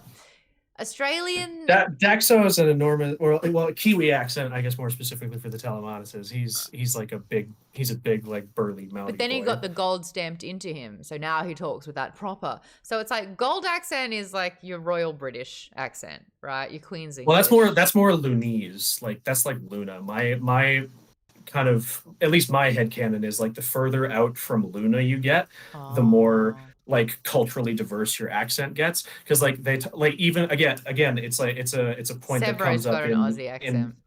It's a point that comes up in the sequels. Like there's talk of all these different accents, like the Venusians have different accents to the Mercurians, to the Terrans, to the Lunese. So like, and can like we just continue this book though, thinking that Sevro's got an Australian accent, because Sevro and Fictional, like bronze golds, 100% Australian accent. That's fair. Boyo? Are you kidding me with that? Oh, hello, Boyo. Oh, g'day, guys. We're about to do an uprising. Sons of Aries. Right, you lot over there, this C-bomb. I can't say that because we're recording, but like, right, let's get to it. Fucking pull your head in. Let's go, Boyo. Aussie. That's my argument. Okay, Frito says, done. Let's inform Pierce. Okay. This is my favorite part of the show. Let's go. Pierce. Is it fair to say that Fictional and Sevro have Australian accents? In fact, all the bronze golds would sound Aussie. Let's see. Alrighty, cool. We're not here to fuck spiders, says Toaster Poster. See? That's something Sevro would say. If he says his crotch smells like a, what did he call it? A rotten swamp monster? What did he say? Something where I like retched hearing it. I'm like, he's like it's boggy like Sevro soup down there or something like that. Safe. That's an Australian accent. Okay, next question. So basically, I was just talking about the fact that Darrow was able to manipulate, and he burnt a bridge with Romulus. Like, he absolutely did the most disastrous, dastardly thing and manipulated Romulus, blew up the docks, pretended it was Roque. Like, this guy's getting schematically borderline evil. Like, he's playing his part in the war, but he's making sacrifices as well. Literally burned bridges. Thank you, Aaron. Exactly. What do we think of this with Darrow? Is this him evolving as a leader or devolving? Thoughts, Tim? I think it's evolving because tactically it's a very smart decision, because Romulus, despite helping him, I mean, it's one of those where the enemy of my enemy is my friend. Yeah. Romulus isn't his friend, except that they had a mutual disagreement with Roque and Roque's fleet. So when Darrow captures Roque's ship, doesn't tell Romulus, turns the ship on the docks and destroys them, that's tactically a very smart decision, because it means that as he moves forward, he's not going to have Romulus at his back with more ships chasing him down. But as Avery was saying, a lot of these golds, Adrius, Lysander, they're playing the long game here. That, for Darrow, is very short-term game. I don't think so. I think he knocked out Romulus for a long time, because it's going to take years. forever to rebuild those docks. But like he took Romulus and the Moonlords out of the game for a long time. Yeah, but Romulus found out the next day, but he was always going to find out. It was never about Romulus not finding out.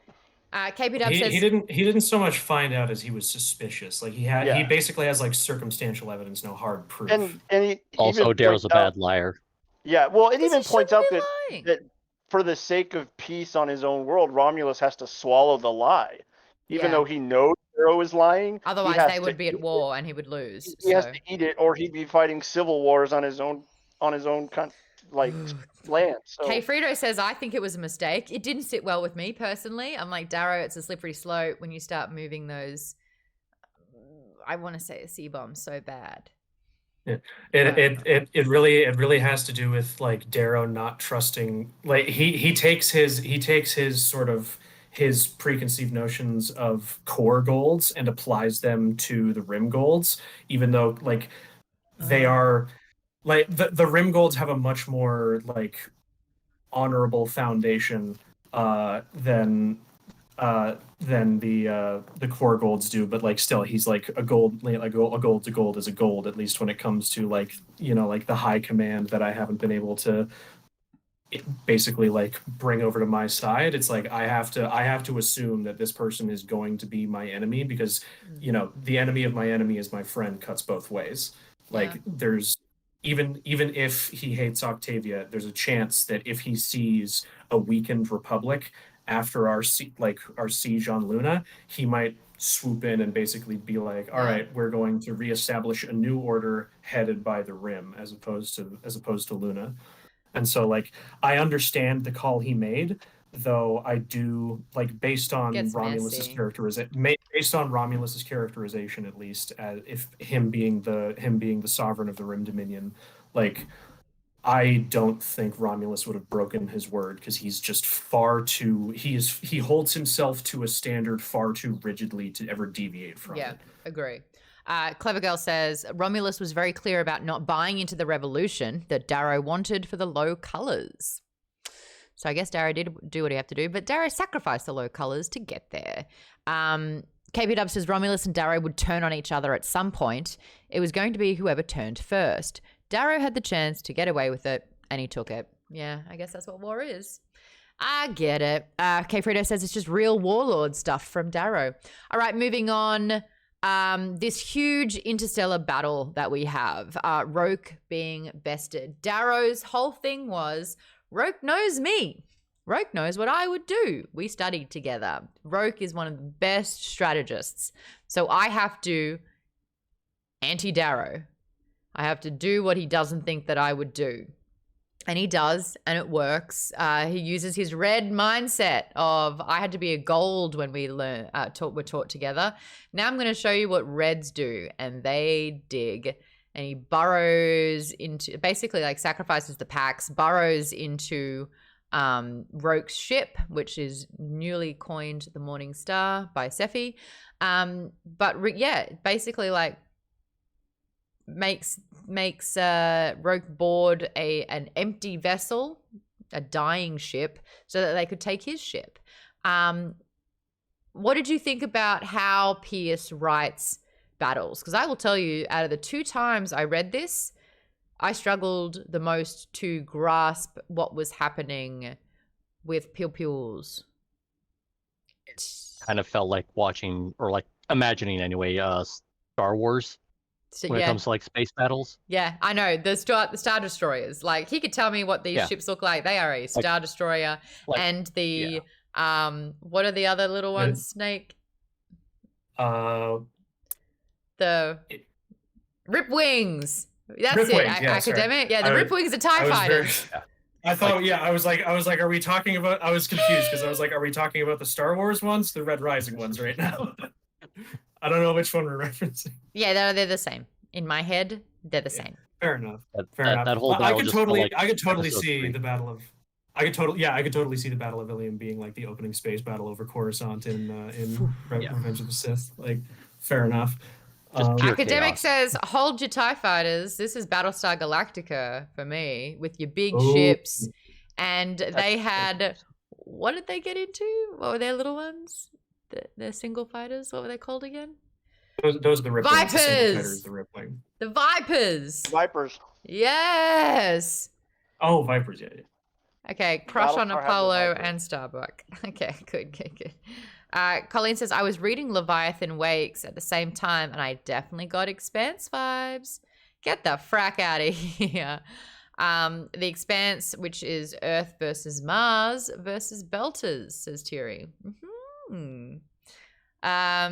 Yeah, I was just wondering like how people visualized it. So I think that question's answered. And considering we've got half an hour, let's get through my questions.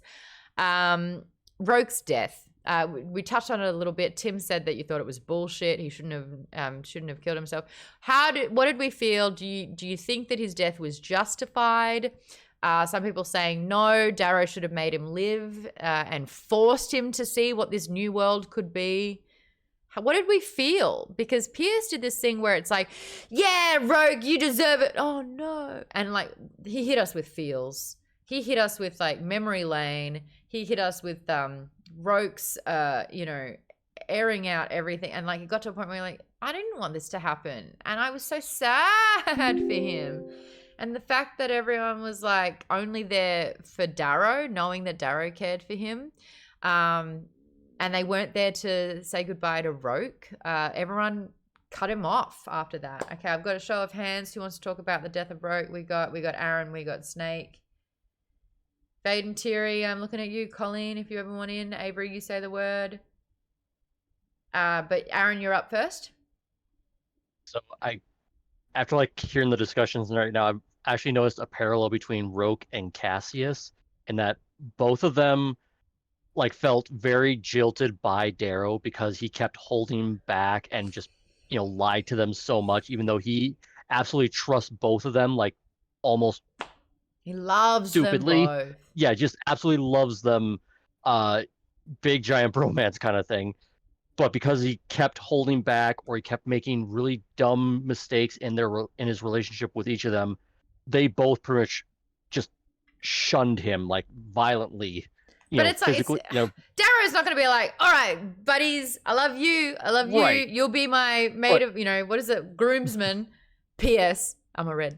But I think with Roque, he just felt far more betrayed, because like every single person he absolutely fell in love with, Tactus, Leah, Quinn, every single person he just fell head over heels with, died as a result of Darrow's actions in one way or another, directly or indirectly. And he just had enough. And it's like, I think he would have, like Cassius eventually did in the end, like would have been on Darrow's side. We'll never know. Finds out he's red.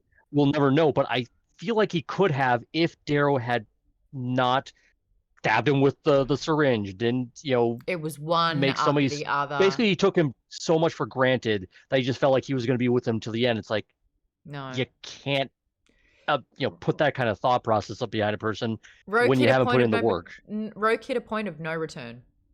So I think, to shorten this up, since we obviously don't have that much time, when it came to his death, I think he went out the only way he thought he could, because like, I am with a side that I don't believe in. Like he's full gold, but he knows the leadership is shit. So it's like he knows where he's at, but he knows I can't be with you either, because nobody on your side will accept me anymore. I burned that bridge. I don't like the bridge I'm on. It's like he went out the only way he had left, which was going out his way. Isn't that the saddest thing ever, though? Yes, it is. Absolutely. Lisa says... Oh, sorry. Sorry, go ahead. No, get your final thoughts. Get your final thoughts out. Well, okay.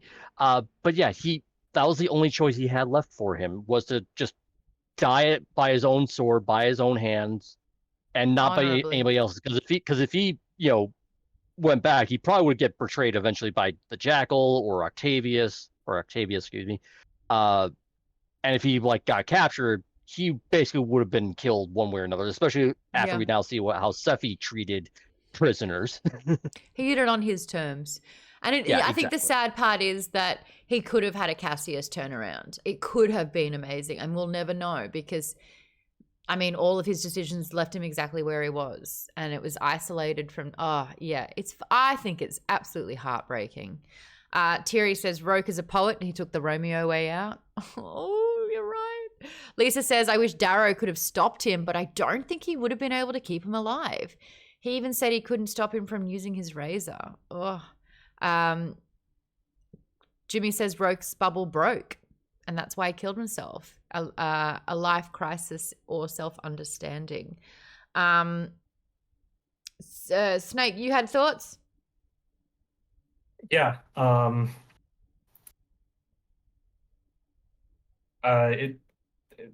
It just sucks, because I loved him so much, and he turned, and he refused to turn back, and I think that I grieve for the person he could have become. Yes. Under the banner of the Republic, and he could have been such a useful naval asset in the war to come. Not only that, against the but like Marines. Darrow's fighting for the Julians of the world, those that are beautiful, those that have a lot of love to give. That's fucking Roque. Like, it really is. I mean, we saw a version of Roque, though, on that planet where even Darrow says it, and then we learned why Roque was cast into Mars. And the vow that he made on war to Romulus, if I find you, if I can, like, I will eviscerate you. And the way that he'd said it, like, this is the part of him that has died. I mean, he was technically, that part of him always existed, which is why he was sorted into Mars. But it was love that kept him afloat. It was love that kept him wistful, wonderful, just beautiful. And I think the more loss he experienced and the more times that his love was squashed, the part of Mars, the one that had shut off, that really stern, unforgiving part of him was able to flourish. And you're right. I think that he came to a point where I don't even think he loved himself. And killing himself was the easy way out. He'd recognized being bested. He, like Cassius, upheld their moral integrity from the get-go and all the way through. I do think that there are so many similarities with Cassius and Roque. You're right. I just thought that was so heartbreaking. Anyway, okay. To Roque, everyone. To Roque. Anyone got... No, Tim's not going to do it. I'll drink to Roque. Oh, look at all my Maude's Book Club mugs. Look at all the Maude's Book Club mugs. Okay. I think I'm with Tim. Absolutely not. Okay, Darren, you're here. You've got it working. It worked. It finally all right. Hooray. So, Darren, you've got the floor for the next 5 minutes. I want to hear what you gave this book out of 5. I want to hear your favorite character, favorite moment, and I want to hear why you're on Team Fuck Roque. I'm going to go against the group and give it a 4 out of 5. Okay. 5 out of 5. I thought that there wasn't enough Jackal in this book, and there wasn't enough Octavia. So you're saying that the war kind of overshadowed our antagonists? Yeah, Jackal was kind of the big bad of the whole thing, and he had his moment at the end, but we spent so much time with Roque. I also thought that Sephi didn't get enough play. She basically kind of had one scene, which turned into Sevro's scene. But I think Sevro had a lot of really great scenes in the book, so he was kind of the favorite. Yeah. Look, you make really good points. I think that with the introduction of so many characters, and even with the death of favorite characters, it takes a lot of the light and the spotlight from the amount of characters that we introduce. In fact, I've got a question coming up here. Theodora, totally sidelined in this book. And to the point of, I don't think Theodora as a character was necessary at all. And I think that if a script ever gets written, that she's not gonna become a character. She was absolutely, it wasn't even that she was fridged. She just ceased to, she had one line of dialogue in this entire book. She flirted with Ragnar, and then she said one thing. There was a Felicia. Bye, Felicia. Yeah, I know that kind of made a few people irate in the Fable when we were discussing it with the chapter breakdowns. So I completely agree with you, Darren, that when we have a big bad, I mean, his bigs and his bads were horrific. So I was personally okay with not having a sadistic... I stumbled over sadistic. That's how scared of this guy I am. I thought his end was really fitting. Basically, the way that he got ended was a nice way to go. But yeah, I just thought I could have done more with him, being as he was sort of the main antagonist from the get-go. So you're right. I think he had a little bit at the beginning, and a little bit of messaging in the middle, and he was sort of a looming-ish figure in the background. But other than that, it spent a lot of time getting to and dealing with Roque. And not enough time dealing with Luna and all that stuff. And so I also thought the Obsidians, they did a whole lot of work to get all the Obsidians, and it didn't really use them. It mattered in the sense that I guess they needed it, but it didn't really play a huge part. Yeah, it was like the essence of them was enough. And Yeah. I'm with Tim on Roque. When he killed himself at the end, he was doing the honorable thing. He wasn't taking the easy way out. He was trying to be the smart. I'm better than you. I'm going down with the ship. I thought, Roque could F off. Bye, Roque. Okay, thank you so much. I'm glad we got input. I would love to hear from everyone. Obviously, some people have a little bit more thoughts, but if you do have one, I want to hear from absolutely all of my Plus members. Avery says, actually, you got a point about the Jackal. They almost should have killed Octavia in the second book to focus entirely on Jackal in the third. Avery, how would that have played out? I want to hear how focusing on Jackal in the third book could have gone, because you're right, Jackal had his eye on the prize to be sovereign. Easily could have made that happen by killing, like usurping his father, siding with the sovereign, taking care of that quite quickly. And this could also be like a group brainstorm. What would this book look like if you removed the sovereign early and had Jackal take over? Well, just like that big scene at the end of Golden Sun, if like if the Jackal had just like wiped out Octavia along with everybody else and just grabbed the throne then and there, then it wouldn't have been like at the end, it wouldn't have been like they wouldn't have had to like they were like, oh, how are we going to kill Octavia and the Jackal and deal with the nuclear things? And there was just so many things going on in that last scene, and it's like if it was just the Jackal, then it would have been more focused. It also would have been a lot more terrifying. Oh, it would be horrific. But I think it would have been like a really it would have I don't know. I think it would have put that focus on that he had as the character starting literally in the first one. He was always that mysterious figure in the background, always causing the problems, and then he was a puppet master. He would have been at the top, and then they would have had to destroy him. It would have made it harder, and I think it even almost would have made the war the war stuff not overshadow some of the character stuff as much too. What about, since in Golden Sun the Jackal was trying to help Darrow be the next line in succession, and Darrow was kind of feeding this to Nero, you could be sovereign, you could be king. What if Jackal was trying to make himself, like if it wasn't Darrow kind of like being the next in line, but if it was the Jackal, and then made sure that his father got it just to usurp that and regicide, and he stepped up in that place. What ifs?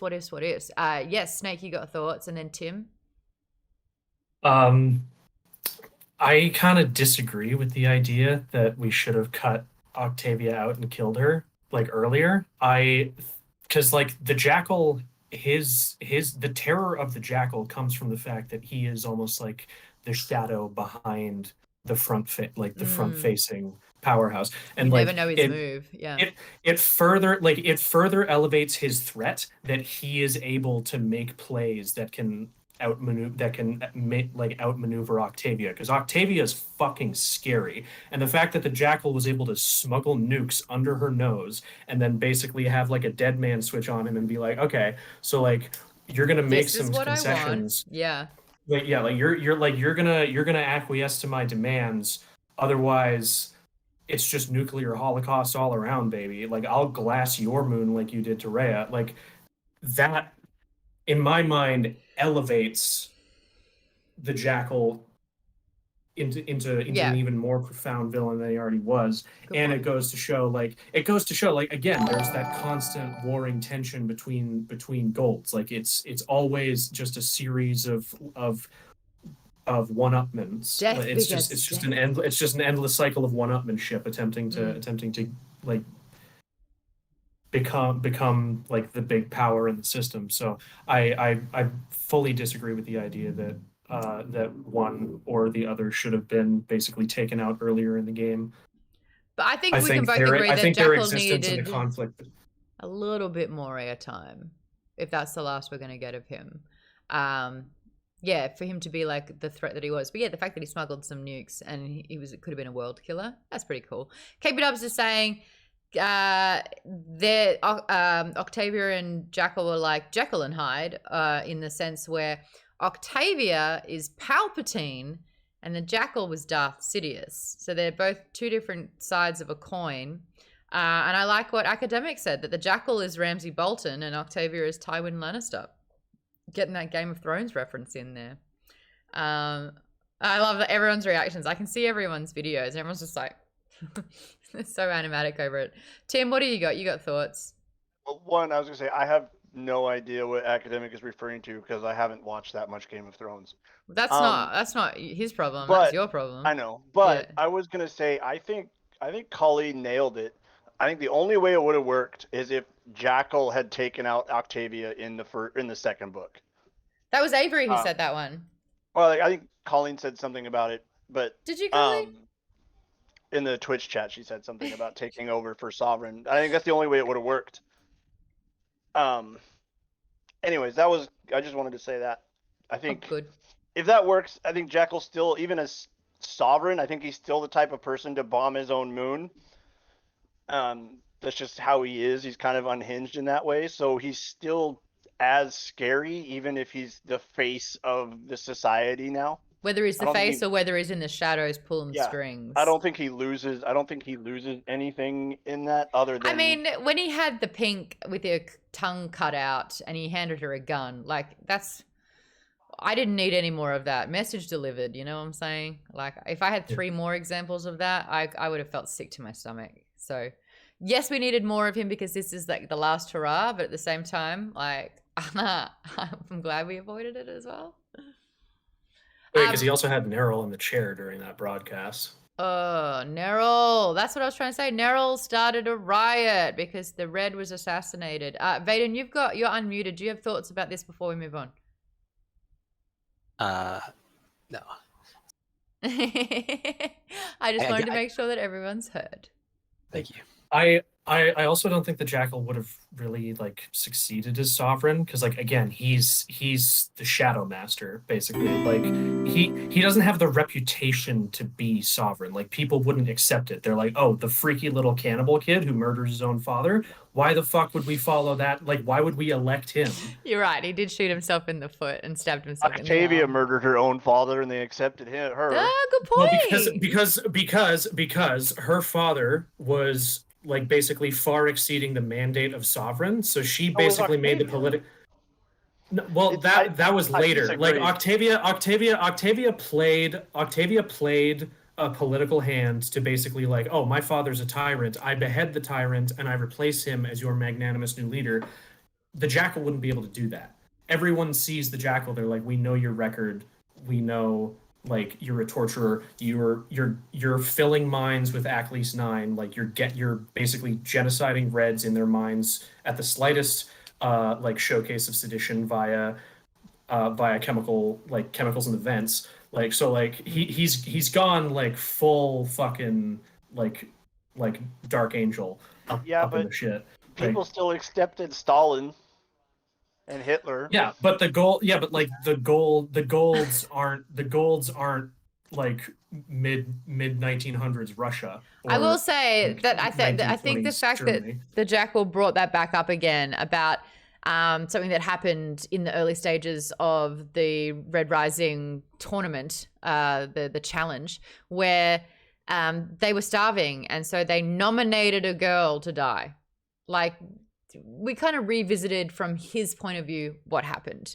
And I think you're right. Like this is his reputation being brought up again. And this was broadcast. Him nominating a girl to die so that they could eat her legs to live. Like this is cannibalism. And that's what he was willing to do. And you're right. His reputation has been one thing after the other. The best thing that he could have done, which is what he did in Golden Sun, was take a huge step back, go pretty much anonymous and start building up power from the outside. And this book, he started skimming resources so that he would have majority of resources, fuel. Like, so I agree with you, Snake, now that I'm thinking about it. Him not being in the public eye and being able to manipulate, facilitate, and pull strings in the shadows is what makes him the deadliest threat. That's where he gets most of his power. Yeah, like that. Like that's where all hit. That's where he sees himself. Like he wants the sovereignty, but he knows he can't really have it because no one's going. He no could one's only going to rule. accept He it. could only rule through fear. Yeah, he can And only fear rule from is- behind the chair, basically. Well, through fear as well. And the only way it could happen is, hi, I have majority of the fuel resources. So if you ever want things to go smoothly again, you will have to kneel to me. Like, he would use fear for sure. And he's like, and if you don't, I'll kill your children. Ha! And like they wouldn't have been afraid because like you have Magnus Ogremus, you have the Ash Lord, you have there's so many other great houses of gold that would stand up against him because it's like he's. But that's when he he's the goes, upstart. boom. There's another that's when he bomb. starts Yeah. detonating Boom. nukes. There's Yeah, another but then bomb. it's like it's just a game of mutually assured destruction. Like no one would have really like he wouldn't have been able to do it unless he wiped out all of the original like 200 conquering families and then just restocked the Senate with his bone riders. Yeah, like I just don't see a version of reality where he is actually like successfully. We got so many more sovereignty. things to get through, so I'm going to put a pin in that conversation right now. We'll talk about it in the after show. Corixen, thank you so much for the follow. Appreciate it. The other things that we want to talk about, Theodora being sidelined, Neryl's murder, causing intercolor riots, the fact that they want to take all the golds down, Sephi learning about what war is that why she decided to take the golds down? Antonia's, these are all the things. So we got 10 minutes. So you pick and choose which ones you want to talk about. Antonia's brutal murder of Thistle, Victra pushing Sevro away. That's what I want to talk about. Sephi learnt what war was and she decided to not follow Darrow, blah, blah, blah. There was a riot, blah, blah, blah. I now, in hindsight, understand why the Telemanisters were so adamant to rescue Mustang because they had her baby. And on the second read, you're like, I get it. Foreshadowing. Sevro had his beautiful moment. We definitely discussed that, where he took a leaf out of Darrow's book and he became, he got it. He stopped being so reckless in terms of war and he started understanding people and allowed a perspective. And he got Victra back. But that's what I want to talk about. Victra pushing Sevro away. Now, this is a relationship that happens a lot of the time off pages. I would have loved to have seen more of this on pages because I want Sevro and Victra to be the happiest ever. And I want to know what started that. How did that come about? Because Victra had a freaking boner for Darrow, all of Golden Sun. So how did it become Sevro? Also, she started to get one when Sevro was kicking Tactus's ass in the hallway. Yes. And then Sevro shot her down. And she's just like, all right, what the hell? She's like, oh my God, he's mean to me? I'm mean to everybody. He's mean to me back? Yes. Ooh, okay. She's like, finally, someone that can trade punches with me verbally. I feel seen Sevro right and now. Victra the Red Rising version of Joker and Harley Quinn. Cute. Except toxic as fuck, except also wholesome. Joker doesn't like Harley. Yeah, he's just Harley's purely obsessed. abusive. Yeah, Harley's quite obsessed with the Joker in a very destructive way. They're just both. But also They're just both able to, Victra, like, rip into each other. Sevro, can we just appreciate like the absolute height difference? Welcome back. Short Short king, tall queen. I King, tall queen. have a short king. Good combo. I just want to see them together so bad. Like I love this, and I wanted to know. Like this is the romantic in me, and Lisa, you're probably the same. Where you're like, if you're gonna have a relationship, I want to know how it starts. I want to know that first little whisper of like, do I like them? I want to hear how that's questioned. I want to know the first time they smooch. Like I want, and then all of a sudden you're like, Sevro seemed to be spending more time with Victra. You're like, wait, what? How'd that happen? And then it was like they had a fight and Sevro was all sooky. And you're like, a fight over what? Like, I want to know. And it's like we got Darrow's perspective so much. And Darrow's so numb when it comes to sharing his feelings for Mustang. The wall is so securely down that I think all we got this entire book pretty much was like, they didn't even dance at the wedding. They just stayed back after Jackal's call, and Darrow finally held her. Didn't say he loved her, just said, "You're the only person that I need right now." That's not much. And then Sevro and Victra have been stoinking for how long, and we don't even know what's coming. That's just absolute. Anyway, so they have a fight. I called it. I'm listening to this book, and when Sevro's like, "Yeah, she pushed me away." Well, didn't even say that. We didn't even get that, but I was like, "Oh, she's pushed him away. I know why. I get it." She's finally happy. She's finally happy for the first time. She's someone that's made sure that she's barbed wire. So if you come close, you get cut. That she's so prickly that no one can get in there. And she's let her wall down, and that has scared the shit out of her. Oh my God. And that scared her completely. And she thinks that she's going to hurt him. She thinks something's going to go wrong. So the easiest thing that she can do to protect the person that she loves is to push him away. I called that a mile away. But the fact that Sevro pretty much attempts to kill himself to make a point, and Victra was not aware of this, and Sevro did not inform her on this decision, she realizes that she could lose him. And pushing him away isn't the best thing, but committing to him is, and they get married. Can I just say, my favorite part of this book was the wedding. We had love. We had two characters choose each other while so much war and destruction's happening around them. Is that not beautiful? Nick, are you there? Are you able to unmute? No, you said you had Discord issues. Nick says... One comment. Really quickly, Nick says, Victra definitely deserves the happiness. I hope it lasts. Pierce better be nice to House Barker in the next books. All right, Aaron, what you got? Officiate, and he had to have his entire speech reduced down, and I want to know what his actual speech would have been. What the first part of that cut off? What did you say? Mickey was the officiate for the wedding, and he had to have his entire speech reduced down because he was too theatrical, and I want to know what his actual speech would have been. Marriage is what brings us together today. And then you got the you got like Cavaxo Telemanis outside the door. Sobbing. It's like, open the door. They're like coming in, and it's like they've arrived late, so I could just like stand your ground then. Like people being stand your ground. And then you got like Cavax rolling up, and it's just like I love the door of us. He's like, give us the door passkey. What door passkey? Oh, you mean this? Cavax rip his arms off. Yeah. This door passkey. Yeah, and Sophocles is like, I love it. Okay, so I just thought that was a really beautiful moment, and it was reprieve from just like the destruction. But if you're like Tim, as soon as something good happens, you expect the worst. Wow, called out. Yeah, well, right. I felt it too. Inaccurate for this book series. I felt it too. As soon as I felt myself smiling and getting really happy with where it was happening, I was like, I'm getting set up. Can I just also, say about to break my wedding in a sci-fi thing? Nothing good's gonna happen. Didn't they have kind of a wink, wink, nudge, nudge, say no more to the whole Sevro and Victra thing at some point in the book? Like, I'm almost positive there was a little bit where Darrow during the what are you doing? He's like, well, I got to go talk to Victra. And he's like, oh, talk to Victra. Yeah, wink. There's kind of a wink, nudge thing.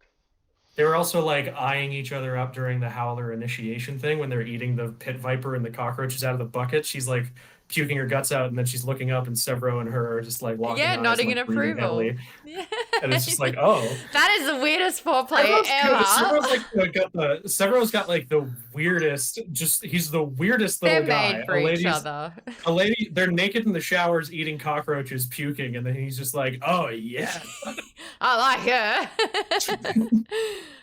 Toaster Poster said, I thought Sevro was gone when he was shot because he was married and happy. Yeah, that's the thing. And I think that that's why that made it more believable, because something had to go wrong in that moment. Okay.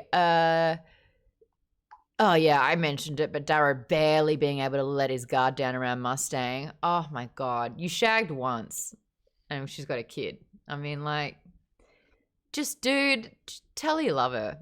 Oh, so annoying. Just men and their feelings. He's told Cassius, Roque, all the men around him, how much he loves them. I love you forever. You're my boys. You betrayed me, but I'll still love you. Mustang. And just to do the Princess Bride thing, he's doing a failed version of the as you wish thing. That's it. That's it. Good luck out there. Don't die on me. What if she fucking does do? Anyway, whatever. Okay, and the other thing that we really need to talk about in 1 minute, well done. We haven't even spoken about Aja yet. 4 people taking her down. Anyway, okay, I'm swearing. I'm getting into it.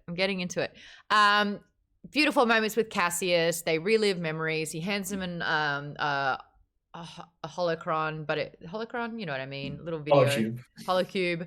But it's done in a place where we're so kind of like heart fuzzy warm over the moment that they've just shared. So it's a blink and you miss it kind of moment until you read it the second time and you put a dark blue tab on it because it's foreshadowing. We don't know, obviously, the conversation of the plan, but there is a plan. All we know, oh, wow, show chat. Oh, show chat delivering Lisa. Of course you looked up fan art of Sevro and Victra. Oh, I love it. I love it. Hold on. It's going to take me 4 hours to do it again. Is it? Maybe not. Ding. Look at them. I love them. Look at them. Look at them. Isn't that the best thing you've ever seen? That's so cute. Okay. Don't mind me. Oh, I'm nearly done. I got one more to get out of my system. That last one is by far the best picture of Isn't all that of them. so great? Oh, I love it. Okay. And it almost makes me miss my faux hawk. Almost. Of course you had one. Show us a picture in the Discord. Nope. Yes, please. Okay, so there's a plan. We don't know it. It looks like they've forgiven Cassius. They want him out of the war because if they keep him on the ship, someone's going to break through and snipe him. They're going to kill him.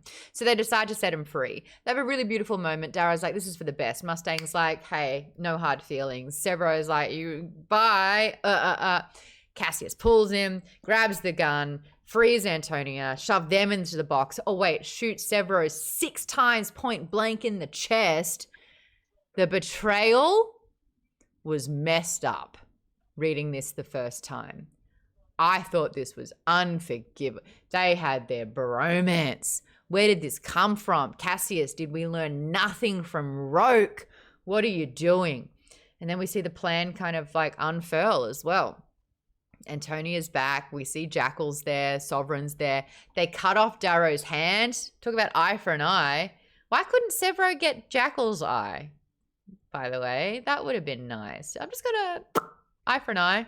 But a hand for a hand. Darrow in Red Rising made Jackal cut his own hand off. This time they slice his off real fast. They didn't plan for that. Sevro's not really dead. We've got the venom, the snake bite to inject him, and it was the Hermanthus flower. Am I saying that flower right?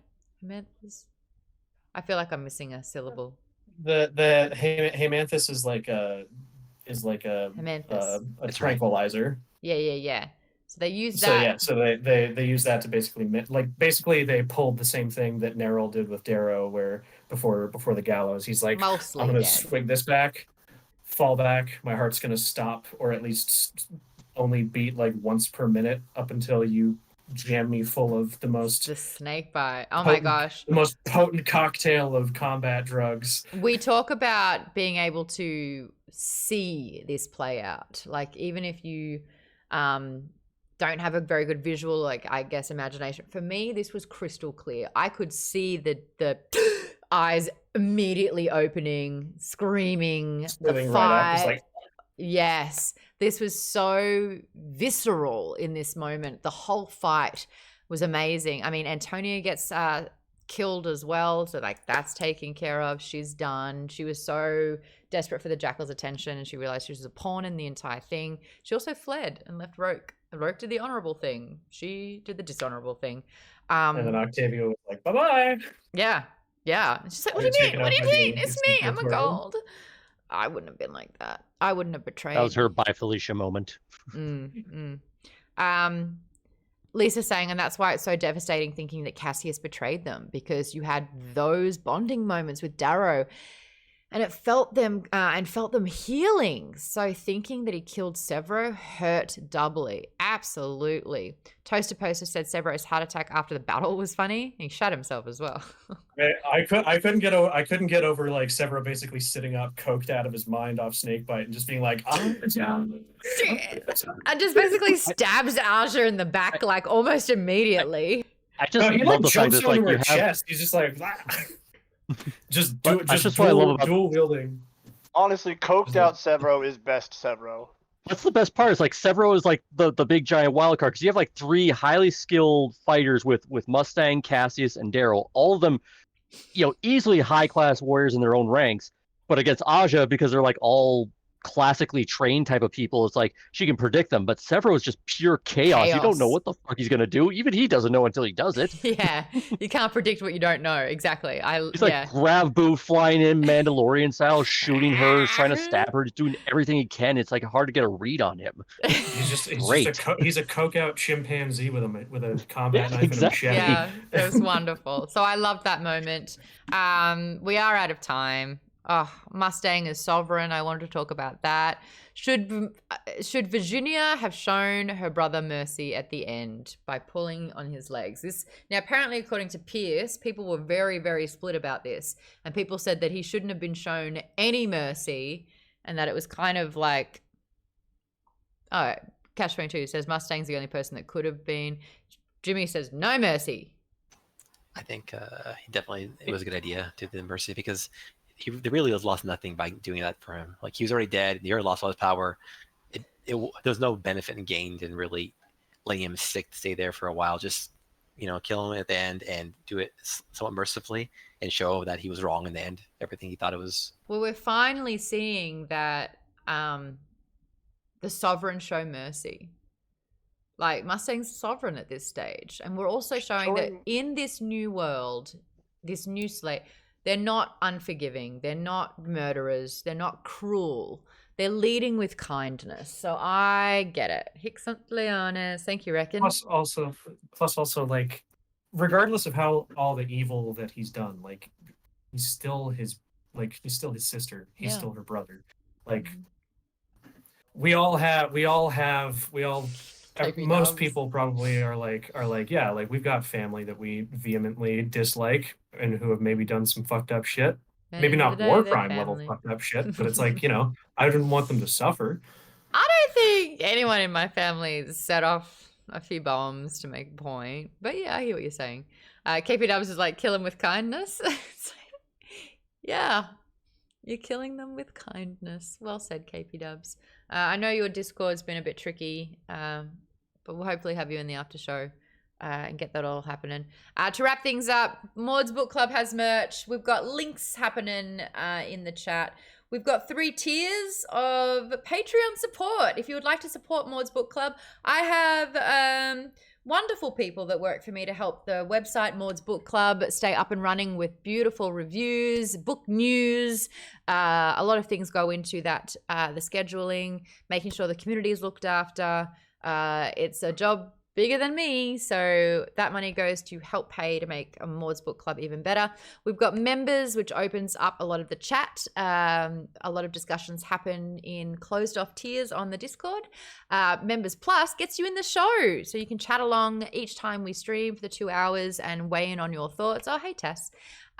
We also have merch tier, where every single 3 months we have the merch tier members will be able to help design with our designer a unique print that cannot be bought by anyone, but you get it for free. So you help design an exclusive piece of merch, which is really, really cool. This time it's going to be a long sleeve shirt. It is up on socials and Discord if you want to check that one out.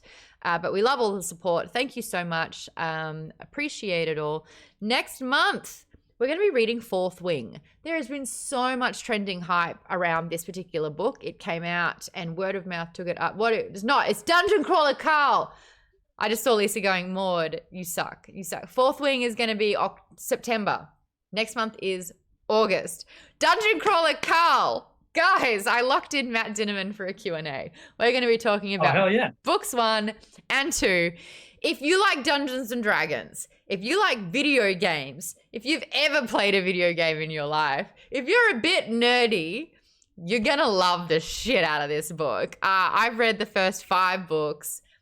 I think in 3 weeks. This is one of the very, very first times where I recommend listening to the book. It is world-class, like S-tier level narration with a full sound studio with sound effects.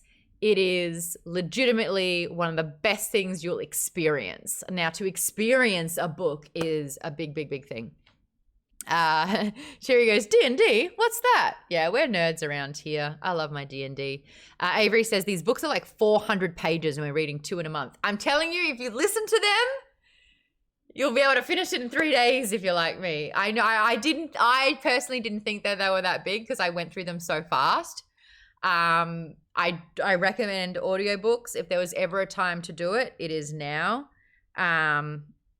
Gosh, they're good. They're so good. I can't play it because apparently it violates things, but I'll play it for the after show so you guys hear it. Even if you just sign up for a month, just for this August, to listen to the first 2 books, do it. Now, Vaden, you heard me rant and rave about Dungeon Crawler Carl the first time, so you went, all right, I'll check it out. How many of them have you read / listened to?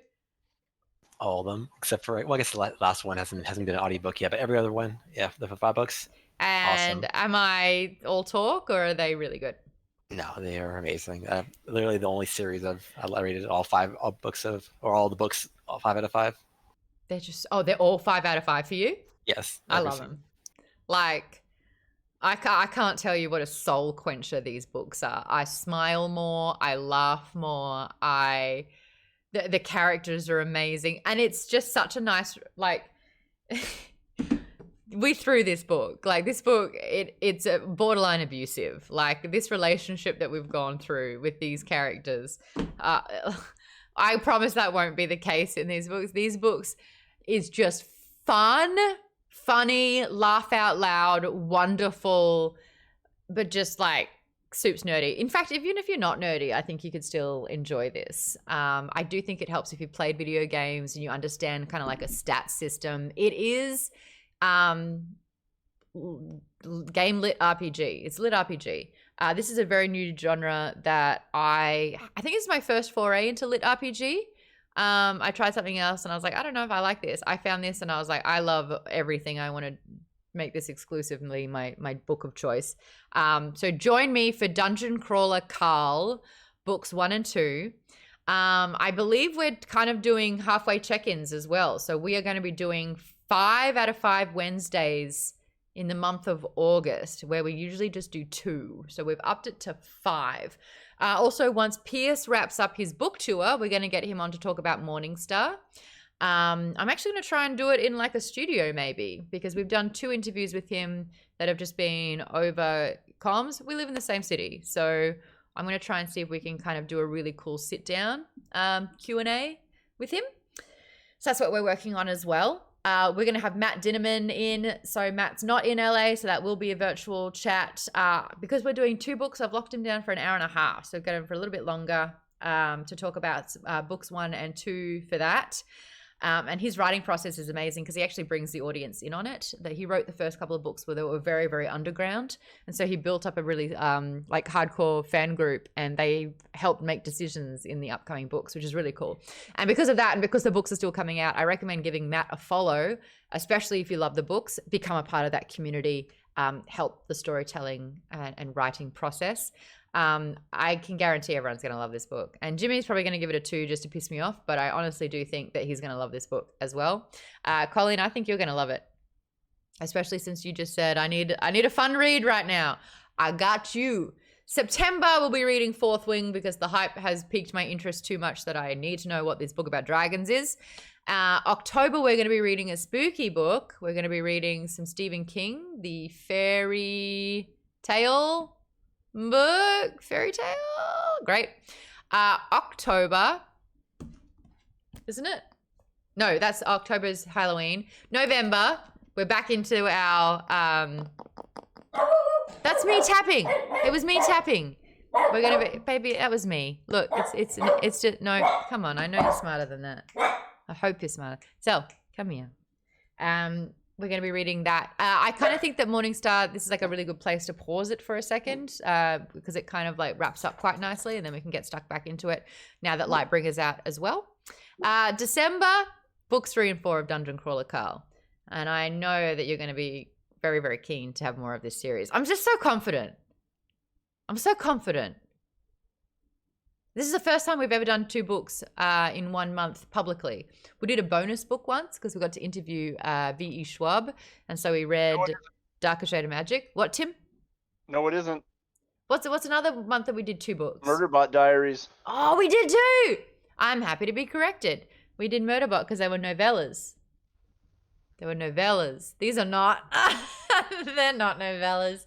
I'm making you guys read.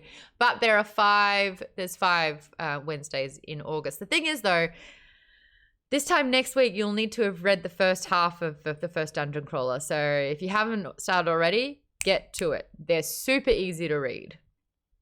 They're super easy to read. Oh, the Foundation series back then. That was such a task. I did not enjoy the Foundation books. I think I gave And the show didn't live up to the hype either. It didn't. Not to me. I can't even remember anything that happened. It just, Because like, there were in no 1 year I read it. characters. I think Yeah. Colleen and I were the only ones that liked it. The 2 of us were the only ones that were like, I like this. I only remember the clown. I forgot the about mule. Claire. I forgot all about that. That book was just siphoned through my head like nothing. I like the concept of that thing, but it's like, yeah, there was no characters. There was no lifeblood characters. to it. I remember the concept initially, and then as soon as they time jumped, I was like, I don't care.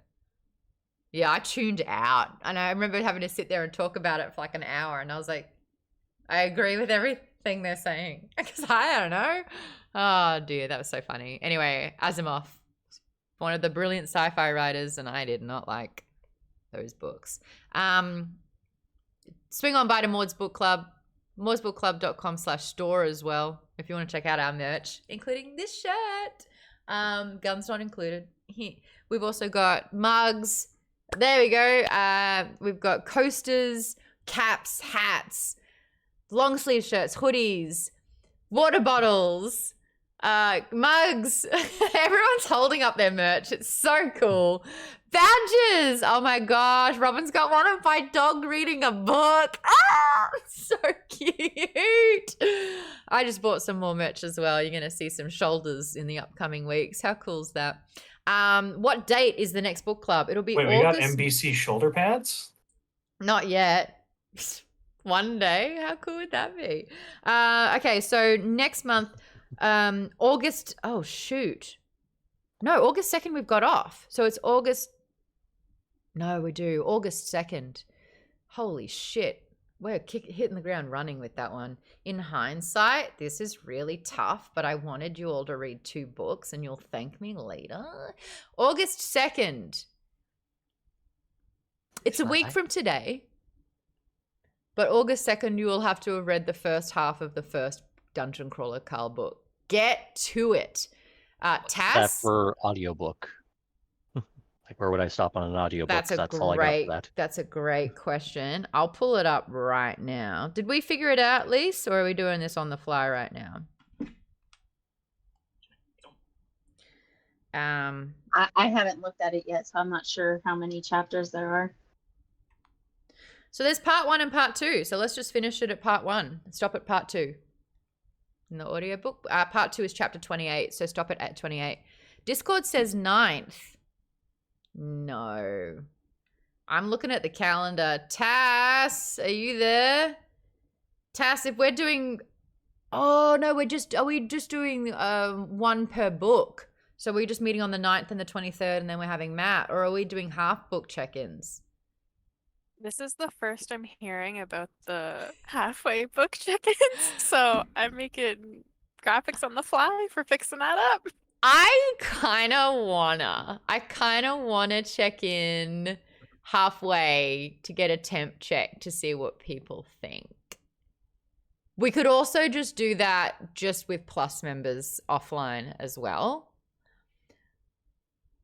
But how does everyone feel? Is that going to be too much of an ask? What's the bigger ask? To read half a book by the 2nd or to read the full book by the 9th? I think half the book by the 2nd Yes. might Is a bigger I mean, ask? Because at like I've been 5 hours.